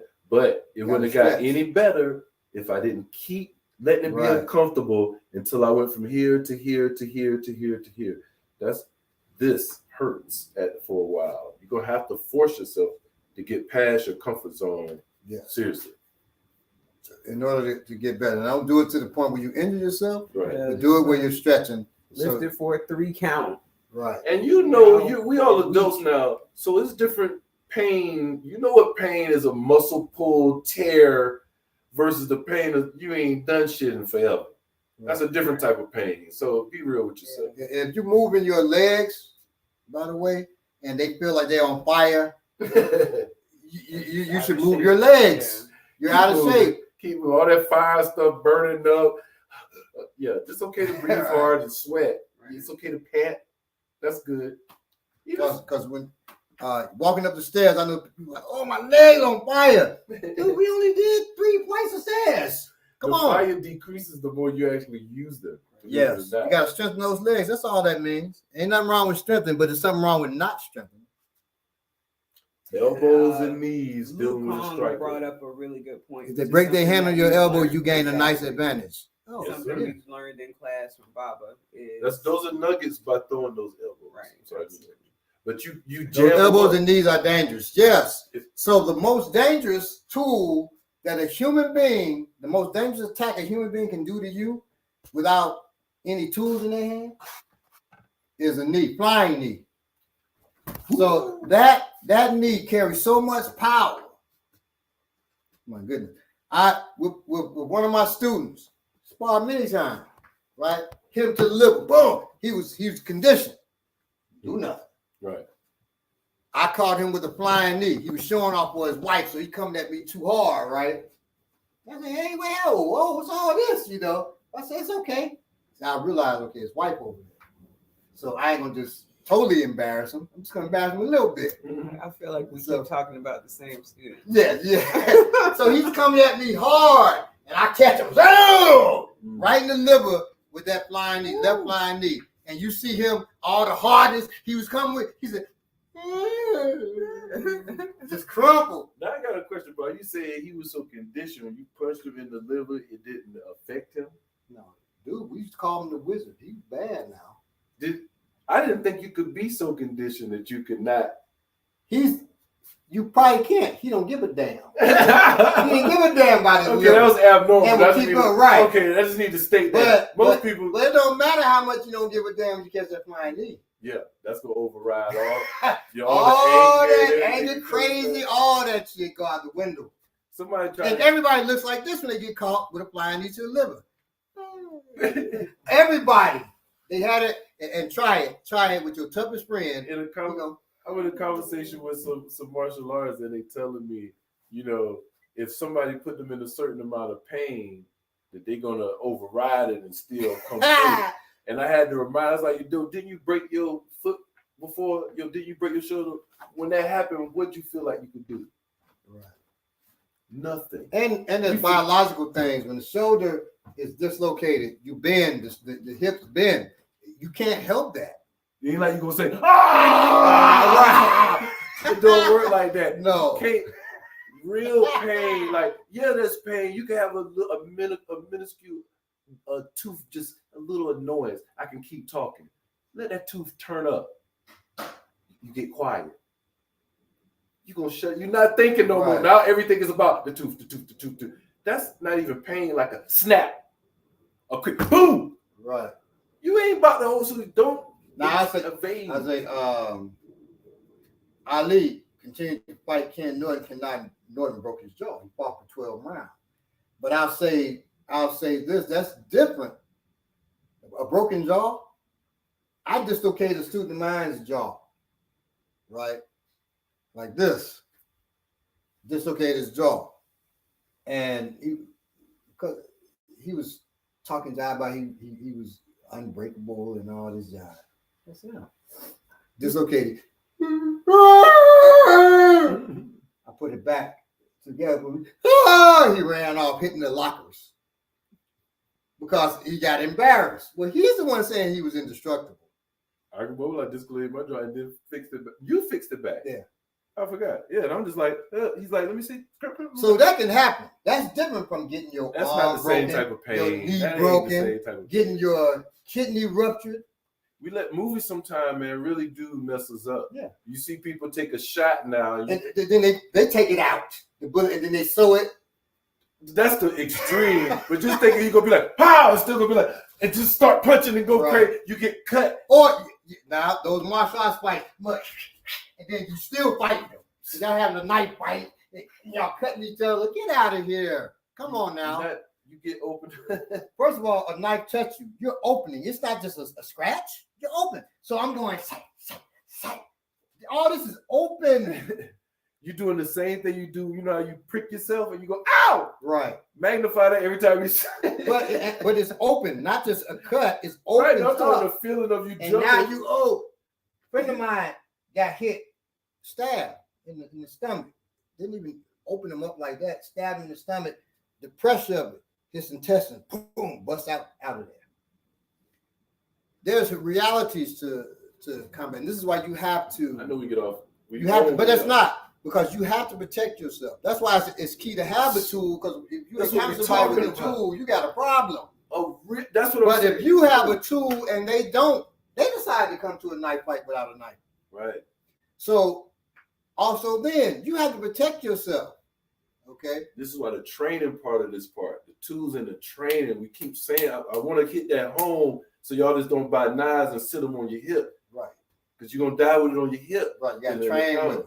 How to deploy it, how to take it out. You're not going to die with it. Deploy it is to take it out and it's ready to use in a second or less. Okay. That means it's out, it's ready to go, second or less, right? Not just join it, even if it was open, it's down here, that's not ready to go. With mine up here. Right. So you want to deploy, you want to pull it, open it, and it's ready to go in less than a second. And yes, I could do it if I wanted to. That way, right now. I'm running at you. You don't have time to think, and you deploy it. It's out right there. Right. Now I got a decision to make. You ain't got to do nothing. I got to stop advancing, or something on me is going to get touched by that. Exactly. So that's just and usually, after the person knows how to do that, we also have them take one step forward. So if you are advancing, right, well, you will get touched. Exactly. You gotta be ready for this, man. This is real life, man. I just wanted to drill that home with y'all. What's that itchy feeling you get when you jog? That's for me. That's tiresome. To me, you gotta watch that spot. So now, all right. So I don't know what that is, James. What's that itchy feeling you get? I don't get that. Burning, that same thing, being out of shape. Probably, but James is in shape. So I don't know what James doing. Well, although lifting and running is different. Not the same. Yeah. So all right. So now, All right. so your elbows. Gotta use elbows when I'm a super fast striker. And your forehead. That's slow down all this right here. That slow down all of that. Pop. Ooh. Okay. And once you're in, knees start coming. No, Okay. I'm and you're bending still over. keeping your covers up. You can use hammers. I have a good day, old nigga. I'm nigga going to save the world. Yeah. See you later. Please, family. You can throw hammers if you want to once you're in close enough. All right. Or if you know boxing, boom, boom, boom. But I would say if he's boxing like that, he's throwing hands like that, you injure his hands, he's slowing down, grab, and then either throw him or you can turn him, right? Grab and throw or get the hell out of there. Right. Somebody get this dude. Somebody. Right. Somebody get this dude. I don't know what's going on. Yeah. You know, you done jacked his hands up. Right. But now I'm keeping him from throwing them anymore. Right. If they aren't broken. Because There you if go. he was smart enough not to keep throwing hands, I still got to stop him in case he want to throw some more. So what I'm doing is I got in close. Okay. Let's say I'm in close and he's smart. He starts throwing hooks because he's smart. I can do this. Let's see so you can see. Okay, yeah. So he throws that hook. My C hand. Do not use your fingers. You don't want to get your fingers dislocated. Make your hand like a C. You're not grabbing it. Right. Don't have your thumb here. It's right next to your index finger. He throws. I'm here. Throw it hard. Throw it hard. See? There. Yeah. Throw it hard. Oh, there we go. Throw both of them. You keep your hands on them. That's called steering wheel. Okay? It's like a steering wheel. And there are throws you can do. I'm not when trying you're to doing move like that. He's moving me. Right. I'm moving him. Okay? So from here, you can move him. Bring your elbow up. Bring it up and over his arm and push. So this hand is pushing him this way. This was pulling him this way. Here. And then I grab around that arm. So I got both his arms trapped. So I got this one trapped. See, I got this one trapped. So I got both his arms trapped with my arms. Now I can still use. Oh shit, that's your hurt knee. I'm sorry. Good. I'm healed now. So I can still use knees. I was just about to say he can use his knees, but I can't use mine. Right. I can jam him into his side. I can jam him up into his groin from behind. Okay. So I can still use that. I ain't got teeth, but you can bite this doggone shoulder muscle out if you want to, whatever you want to do. Right. Or just keep it simple. Put your leg behind him and trip him. Throw him. Okay. Which is what I got my leg behind him. I just throw him over that leg. Yep. Or you can hump up and throw. Dump. Okay. So there's a lot you can do. That's against a striker. You say, well, what if he's the wrestler? You don't want to be in his wheelhouse. Even if you can wrestle, he may be a strong ass wrestler. Right. You wrestled in high school, but I'm a collegiate All-American. Right. NCAA. Right. Champion and guy. And so wrestlers are always strong and explosive. So what you don't want to do, you don't want to grapple with him unless you know more than he does. You won't know that. Mm-hmm. So to stay out of grappling mode, one thing they got to do two things.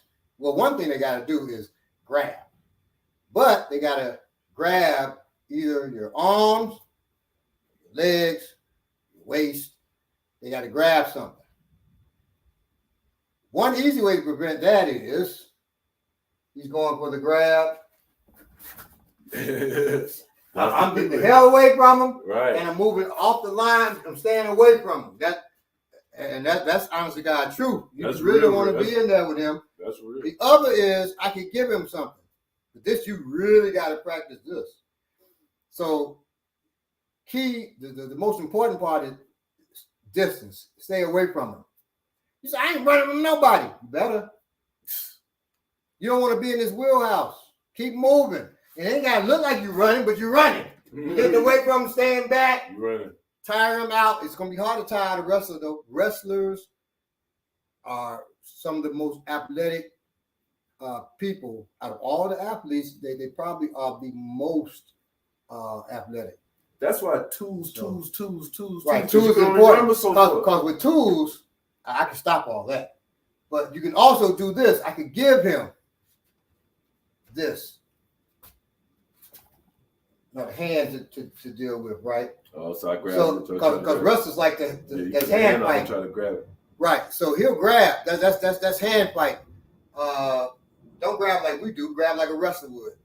Right. Like that. Anytime the thumb is in there, you can get out of that. So he grabs in there, you get out. Right. And he could. And you gotta keep working now. So here. So once he grabs in there, you throw something. There you go. And you go. Now, and the way I got out of that, he grabbed, it was this way. You got to work against his thumb. So I'm turning my wrist as I go back. I can't keep that. And you can't keep it. I'm turning my wrist as I go backwards, okay? Another thing you can do from here, I can go here. Wrist lock. Wrist lock. But like I said, I don't really want to, unless I really know, right. I don't want to be touching him like that. Okay, I just want to get out and hit him with something. One thing you must know about grapplers, though, if he is using, so it's good for him to do that because he's planted. If he's using momentum against me, it's hard to use strikes, knees, punches to stop a grappler from taking you off your feet. My head is protected. I'm right. tight. And his momentum's carrying forward anyway. Right. So that's difficult. The one thing you want to do is, and because he's low, but as long as he's protected, so a knee can take him, but you better really be throwing that hard because his momentum will still take you off your feet. He's coming at me. I can move low, but you better get low. If you don't, he can turn and take that real quick, right? So whenever me and Akinbobala wrestle, big, strong, he goes quickly to try to take my back, which I don't know why, because it never works. Because I always block it, and I'm moving with him, right? So those guys too, they know how to. A good grappler knows how to just grapple and move. It doesn't matter where he moves to. You know, I'm going to stop him from taking my back just by putting a barrier up there, and then we're going to just continue on, right? You don't want to get in that position. But you either give him something, you take distance, or you let him take you to the ground. You say, what? But this one, shit, you better know him, because if he knows ground fighting too, you got a problem. But most pure wrestlers, they don't know how to finish any fight. They can throw all day long. Then you still got to train because you got to learn how to fall. Otherwise, you get knocked out by the ground, right? But if he takes me down and doesn't know what to do, a wrestler will take you down. Their whole mindset is pinning. So to them, once you pin, the fight's over. Right. You don't want to be there. Even African wrestlers, okay, in Lamba, if I dump you on your side, I make both hands touch. I make both of your knees touch. Put you on your back or your head. I just won. That ain't enough, because I can throw you on your back. You roll and get back up. I'm a high school wrestler, and when we got to wrestling phase and the first time training, that's when I realized I don't know what to do except try to put you on your back, because that's all you do in wrestling is get them on their back. Now what? I didn't have any chokes. I ain't got no bars, no ground, no nothing. So now, judo is good, but they throw, they get you down, but they also have chokes. Right. They just have chokes against the clothes, but that works because most of the time people wearing clothes. Right. Okay. So judo is good for that, right? But even better, say if I do throw him and he's down, okay, would you just sit down? because I wouldn't need you to go all the way down. All right. He goes down. I have a tool. What? After I throw him, because I wasn't expecting this attack, I throw him. I pull my tool. He's got a problem. He's got a problem. So now this is his problem, right? There's a solution, though. Once again, it's about training. I ask people when they say, well, things just come out of me. I say, okay, situation can happen where it's not going to just come. So, and I do that. What would you do? I'm here. I'm about to pull my knife. What would you do? Me? Not much, trying to twist and do so-and-so. And so what you do to the person is really, because you don't know a thing, it doesn't exist. Once you know, it exists, right?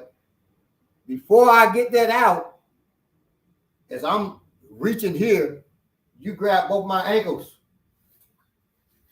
Oh, right. And then, don't do it because I really don't like falling.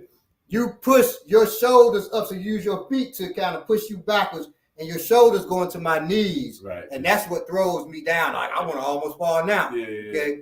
So that's what you do. But you got to do that before he grabs, because once he grabs that tool, even if he's falling, he can cut you. Yeah, bro. So you do that because instinctively a person's going to try to break their fall with their hands. Because clearly you didn't have your tool. And that's what even if you had your tool, if you're here. Oh, yeah, with this hand right here, you right, and you going for your tool, I'll beat you. Yeah, it's too late there. Okay. So, and even with that, I could just turn you over by your neck or break your neck now. Oh, yeah. That. See. So what I'm doing, I'm pushing back and I'm pulling his chin this way. Right. Now that won't be like in the movies, the ninja break, but that's enough to tear the muscles on this side, and that's going to cause him all kinds of problems. I won't be happy. Yeah, he won't be happy, and he won't be getting up to fight me either. Okay, so that does a lot of damage. It tears all this muscle here up, and that's all I need to do. Okay, and it doesn't like I'm doing much. Yeah, it might not look like you're doing much. Come on over and I'm blocking the shoulder so he couldn't turn with that. You don't need much when you really know what you're doing. So that's with a wrestler. Remember, stay distance. But it all becomes easier if you use a tool. They'll let you tire yourself out fighting against them. They control you on the ground until you can be pinned. Yeah. Right. Now, if they know anything else, you got a problem. But listen, they love thinking they have wrist control. They really don't have wrist control, but they like that illusion of feeling like they feel like they do. That's what they so do. Now, so you got against the wrestler distance, you get the striker, you gotta striker, you want to be close. Wrestler, you want to be far away if possible. Okay, and if not, you got to give him something, then give him something. And most boxers, if you get into a boxer stance, he ain't gonna be like this. A boxer ain't gonna be like that most of the time. Boxers gonna be a little bit more open, a little bit looser, gonna move a little bit freer than a grappler's gonna move. Brazilian Jiu-Jitsu person. Brazilian Jiu-Jitsu person wants you on the ground. You'll know that because they're gonna be reaching for you.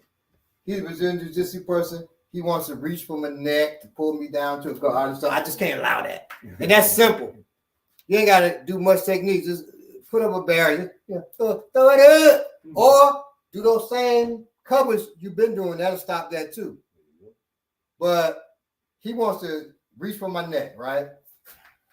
I'm just throwing that up. Wants to reach for my neck. Just get out of here with that. And what I'm doing is pushing his hand towards himself. You don't have to do that, but I prefer to do that because now it's opening up shit for me. Right. So I don't allow that. But say he says, okay, I go like this. He turns his hand around. He grabs here. And now he's pulling me in. I cannot allow him to pull me down into his guard. Okay. So as he's pulling me in, push against the shoulder, he doesn't have it. And now we were working on getting the thumb. I get my thumb out. So he just doesn't get it. So from here, right, he's going to come up and grab my neck. I set that up. I'm comfortable with that. He grabs my neck. Now my foot that's in the center steps back. I look away. That's how you get out of that. Do it again. Grab me here. He grabs here. I turn. If he has this hand, you may want to loosen this hand first, but you really don't have to. Just turn it up to the. So you see, I turn it up to the sky. I can't keep holding it. And then he's got this collar tie on me, right? I'm stepping my foot backwards, the one that's opposite of the collar tie, not on the same side. I'm stepping this back, and I look away from him. This hand here, it just turns up. And then I take off because I turn my back to him. I had to get out of that, or I throw something at him. Yeah. Okay. One more time to get out of that, because he's going to grab you and here. Or if he collar ties the proper way, it'll be like this, but he's going to grab my arm. Same thing. I don't have to grab him unless I want to grab him. I don't, because he's his whole goal is to throw his weight down to make me fall too. Hell no. So I step back, and it's good if you take a base so he can't just pull you. And then I look away. I turn in my hip and turn in my head. I'm out. Once I'm out, I can throw something immediately so he doesn't just come at me or take off running. Okay? That's how you get out of that. That's one of the main ways they're going to pull you down, or both hands trying to pull you down. You made a mistake to let him get both hands around your neck. But if he does, because now he's going to try to pull down or throw his legs around my waist and bring me down, right? And if he has both hands here, you can't just push him off, because that's a hard grip. So we're going to both fall, and I'm on the ground in his wheelhouse. I don't want to be in his wheelhouse. So since I don't, I made the mistake of this. I ain't making a mistake again. This hand, it shoots up. It shoots up, and I'm trying to touch the wall behind me, right? While straightening my head, I'm looking up. And then I look up on the other side. My hand's out. And then I can throw this hand off of me if I want to, or catch him in something. Yeah, but once again, so he's not a wrestler per se. He's a jiu-jitsu person. And so now he's in trouble because I started throwing those knees at him that I had learned earlier against the striker, right? So now he's eating knees while his head's down. Yeah, this hand I got him here. Or he got both there. And top boxers do that too. You meet a top boxer out there, you got a problem, to be honest with you. But so here to get out, and then I can knock the hand off this way too. Push him, take off, or attack him from behind. So remember, your hands come up. They come, grab him tight. Oh shit! I come up. Look, don't let him bring your head to his chest. That's what I was trying to do. And then the other hand comes up, so I break out. If he got much longer arms than you and he's still able to hold, then you can use your elbows to throw him off. Turn your hip, that throws him off, and then you can crack him with something, okay? Or just push him, run.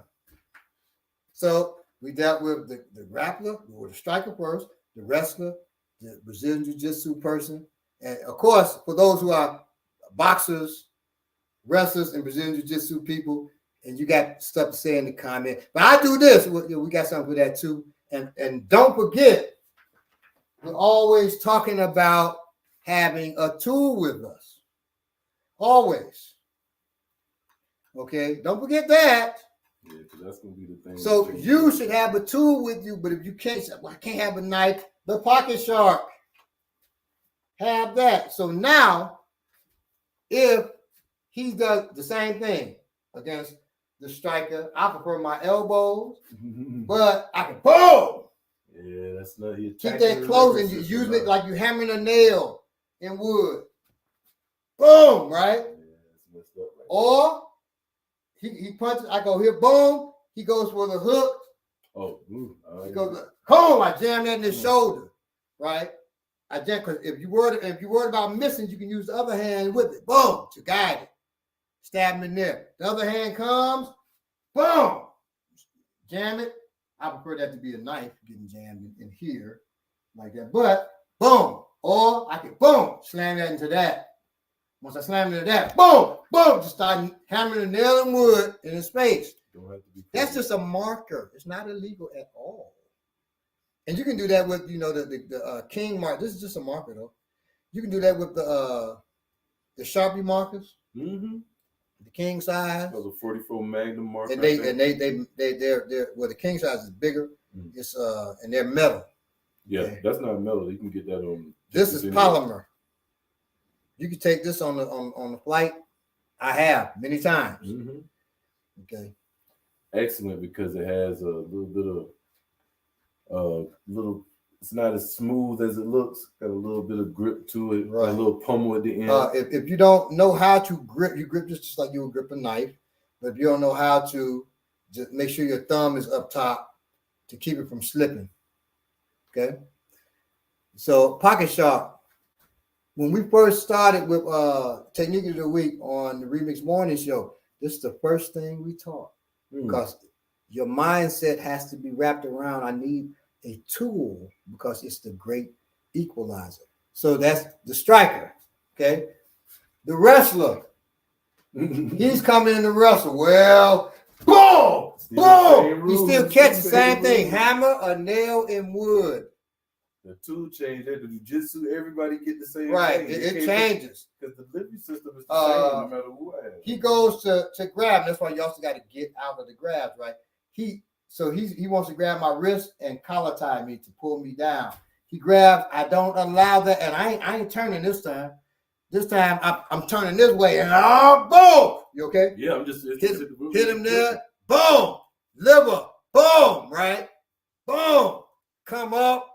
Boom, just start hammering the nail and wood. That hand, I don't like that hand right there. Just hammer it into here. Okay, right there to the wrist right there, that nerves there and that bones right there. Hit that mud, boom. Just don't hit yourself. A lot of bones in the hands. Throw him off to the side, boom, boom. Push him away, boom. Hit him one more time as you run. So that's against the wrestler, against the boxer, is not against going to look all. If he takes you down, you still boom, boom, boom, boom, boom. Put it in your low pocket so you can pull it out, and then boom, boom, boom. He's on the ground. Get down on the ground so they can see. Let me take my knife out, so I don't want to gut poor Belay. Thank you. And then I'll put it here. I'm on the ground. I think they can see. Yeah. Move back here. Yep. So he's about to do whatever. It really doesn't matter. Mound, guard. He was getting the guard, but we both just fell to the ground. Now I'm trying to He's trying to come. Whoa! Nothing happening. Whoa! Whoa! Ah! Get away from me! Whoa! Whoa! See, he ain't get. You see, as soon as I got up, how he put that knee to, ain't no room to do nothing. To get close to him. I got to back up with. I'm eating.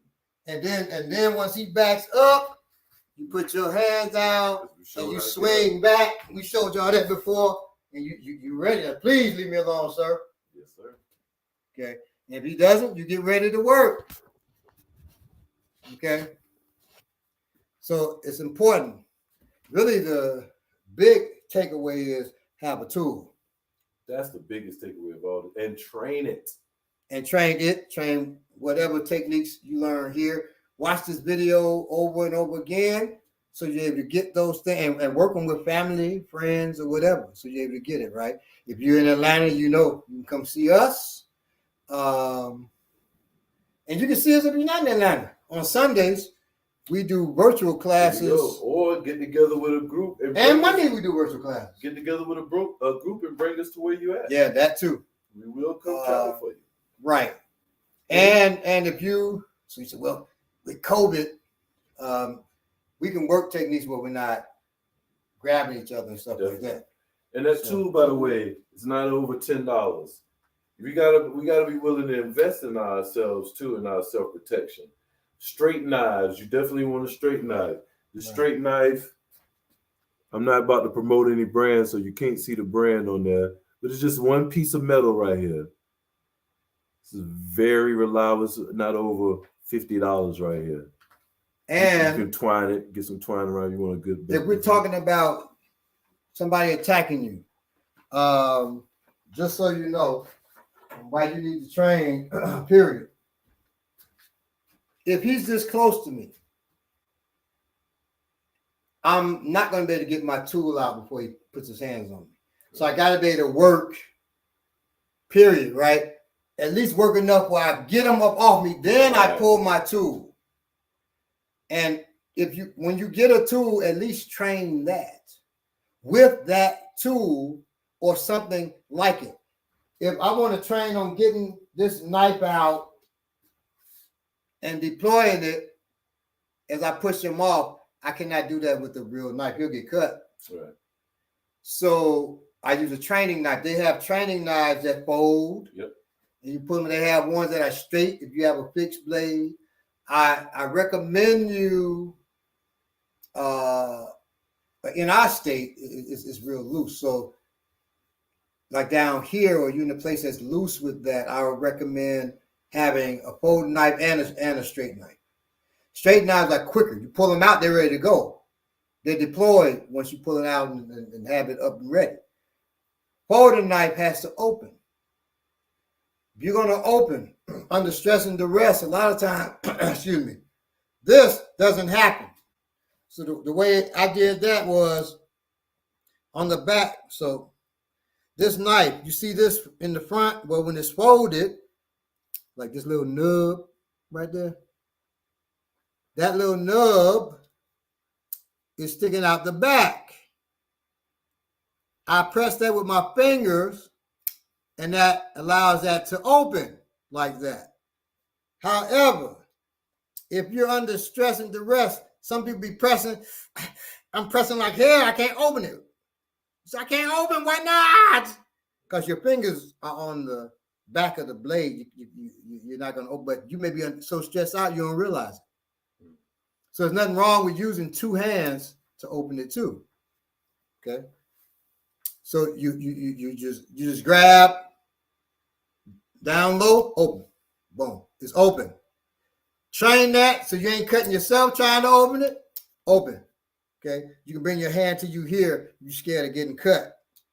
Because y'all probably saw me go around mine, right? I'm used to it. Jay's talking about a wrestler gonna try to single double leg you and duff you. Yeah, some of them may sprawl. Yes. Okay. Yes. So a wrestler, I'm just giving simple things. I said, the wrestlers, Brazilian Jiu-Jitsu folks, boxers, they all gonna say we do other stuff too. And yes, they'll single leg. If I won't even use a knife, but you can use your imagination if it was a knife. Defense. But he goes for the single leg. Yeah, go low. A wrestling single leg too. So wrestling single leg. Yeah, our single leg. He goes for a single leg. A wrestling single leg. Pop, pop, pop, pop, pop, pop, pop, pop. A double leg. I don't even want to do it no more.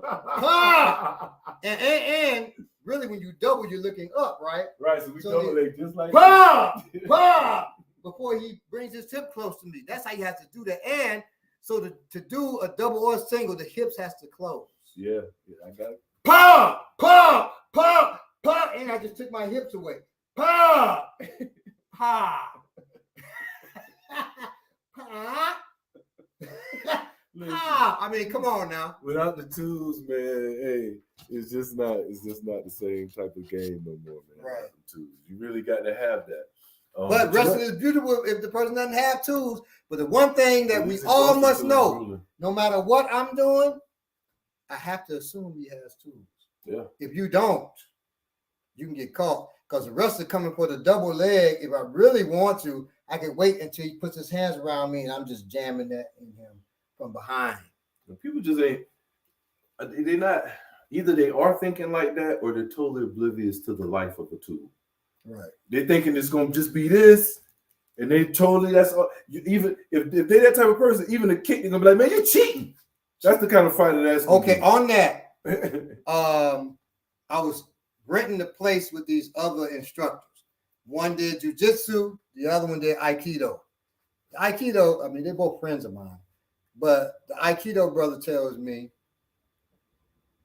I love you and you're a great martial artist, but I don't like how y'all train the African stuff. That's why I would never do African stuff, because y'all don't fight fair. I said, thank you. If you are, and I put that on my Facebook recently, if you are in a fair fight, your tactics suck. Yeah.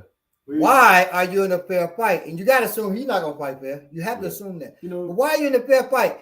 What's key is, first of all, why you're in a fight? That's an agreement. I'm going to fight you. Well, I'm going to fight you. That's ridiculous. If you say, I'm going to fight you, man, I don't want to fight. But, exactly. Pop. That's the new thing. Pop. Give him these skippity paps. Because he don't, why does he want to harm me? Right. Why does he want to break my peace? And if it's a friend of yours wanting to fight you, and I always say, first of all, that's ridiculous. That's totally ego. Why would I fight my friend? But a friend of mine, he was drunk, telling me, quit. We get into a disagreement. He said, quit. My nickname was Quiz back in the day. You can't pick that up. Quiz, if you didn't know them martial arts, I'll fight you. If he wasn't my friend, I'd have tore his ass up. It's the same thing that he said. Saying that, right. But if he wasn't my friend, I'd have tore his ass up. He had to do, I didn't care what he knew, right? Oh, that's what he said. You want a martial artist? I'd fight you. Right. Well, if you I said, well, ifs and buts with cans and nuts, every day be Christmas. Ain't no ifs in life, man, like that. So he said, because I know you quit, still wouldn't let it go. You just be, hitting nose and throat. He just naming one over here too. I said, well, I can hit a little bit more than that, but you know me well. I'm gonna hit you in your nose, and then I'm gonna hit you in your throat. You're right. You're just hitting nose and throat. That's all you like to do, nose and throat. That's all that affected him when he saw me hit somebody in their nose and throat. Right. It was not. So, but I'm like, it's cool. The whole time he talking, I'm like, oh, all he realizes is nose and throat. So I just go, and he thinks it's gonna be there, and then I hit him low, or I throw him. Oh, right. You got me so good in class. Where? When we was testing, we were supposed to be bracing. Oh, yeah. Too. That was cool. Best segment of the whole week. All right, we're gonna take that every week. Wow. Not open for debate. Well, we ain't gonna debate you. Wow, thank you, Niambi. We appreciate that, Niambi. He be leaking all over your chucks. Yes, he would be. That's the only thing I'll be upset about. Right. If he's leaking all over my, like, damn, I'll take his shoes and put them on down. So just know, make that a commitment to get yourself a tool. Yeah. If not, it's called a pocket shark. Just I hate to sell it, but so they can get it. There's no other one like it. Yeah, it's really none else like this. If you get yourself a tactical pen and you try to fly with it, they'll flag that. They'll take it. Yeah. This they don't. It's a marker. Or you get yourself the king size marker from Sharpie. Not selling it, but I'm just telling you what you can get. Have to do it. Right. Hate to do that, but have to do it. If you compare the sizes, there's not much difference in the sizes of the king size and this. King size, I think, a little wider. Right. They got the other one, the Magnum. Right. But the Magnum is shorter. Right. It's shorter, it's fatter. So children. You can get that, and your children can carry these. Right. You might not want them to have a knife, but they could definitely have that. Oh, it's a marker. It's just a marker. And you can say, well, I want them. They can use a regular marker against a person. If that was the case, you don't worry about that. But this here, it won't break. There you go. Because I've taught people how to use an ink pen, but ink pen will break. You only got one good shot. But with this, it won't break. You can slam this on concrete, it's not going to break. Okay. It's hard polymer. Comes in very handy. It's got a good weight to it, very light, but it's got a good enough weight where you know you're going to be doing some damage if you had to. Okay.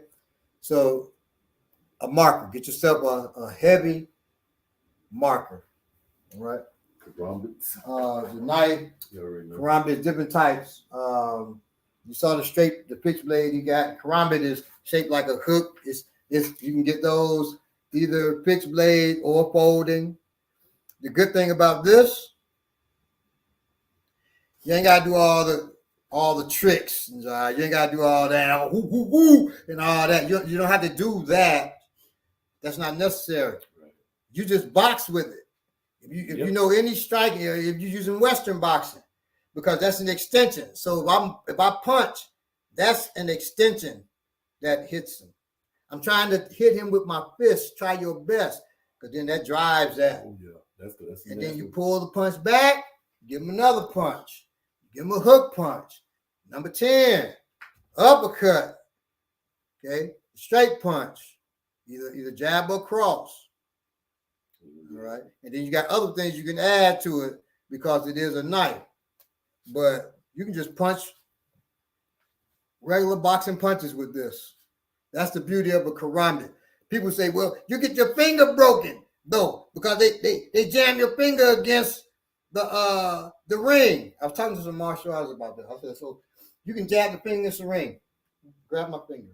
I'm not trying. They're not trying to grab your. How are you going to grab my finger? If he did that, I got other problems. They're like, well, he grappled this wrist, and then he if he does that, it's crazy. You get just like, but that's people just talking out the side of their neck because they aren't testing. They're not pressure testing what they're talking about. Okay, everything we get, we pressure test it. I brought in a friend of mine, Ambulancia Taylor, to teach us karambit. Okay. So we're an traditional African martial arts school. However, we believe in, if it's working, we're going to use it. We didn't know if this was something that we were going to use, but I said, okay, I want to introduce us to the karambit. It's out there. Even learn to defend against it, right? Well, once we got it, we all fell in love with it. And because it's so intuitive, we can work into our own thing. And so we normally carry 2 knives, just so you know. We're going to close on this. So if I have 2 knives on me, okay, go back for a second. Straight knife and this. My dominant hand is able to work, right? It's able to do whatever I need to do. And this one, I just punch. Because that's normally, if I had a straight blade, I would just thrust forward, right? I just punch with this. While this is doing the complex stuff, you really ain't got to get that complex with a knife, but it's doing those things, and this is just punching. So person comes at me to strike, I cut him, punch. Okay, I can thrust, I can cut, punch, right? Cut up, punch. There's different things I can do when I have that karambit. It's beautiful. Put in your non-dominant hand, because I don't want to try to do complex stuff with my non-dominant hand. Just gross motor stuff, and that's just throwing that straight punch while this cuts. Okay, so you can also think about that. You get yourself a karambit or a straight blade. You can do it, both hands, just thrust forward or punch forward. If you're using 2. All right, if you're using 2, once again, you have to practice. That's another key word of the day. All right, and that's a key word of every class. Practice, practice, practice, practice, practice, and then go beyond practicing and train. Difference. Practice. I can practice that by myself. Train, I got to have another person with me. Yeah, bro. So I can work that in real time to get the timing down, all of that. Put it under stress and duress and actually work it. Okay. All right. So love you all. Watch this again. Please share it. Share it. Press that like button. Questions and subscribe. Concerns, techniques you want to see, ideas. Black Power Media is now over 20,000 followers now. Oh my goodness! So it's growing. We want it to grow more. So make sure you hit that subscribe button, like and share. 20,000 next live. Our folks on Facebook. We're on Facebook Live too. Same time. So let your folks know, let your Facebook friends know, share it on there, and we will see you all next week. Love y'all. Thank you all. We got at the end, we got the sex bot in here. Sex bot, you can go ahead on. It's about free Burt girls. I don't even know what a Burt girl is. I would advise you to stay away from them. Yeah, stay away from that chat. Everybody else though. All power to the people, and love y'all. We will see you all next week. Don't let Kanye West tear your family apart. Yeah, don't let them break up. Love y'all. Stay black, whatever it is that you may be. Be safe out here. Peace. Peace. Like a friend of mine said he ain't even gonna buy weed from the same guy no more. Oh no.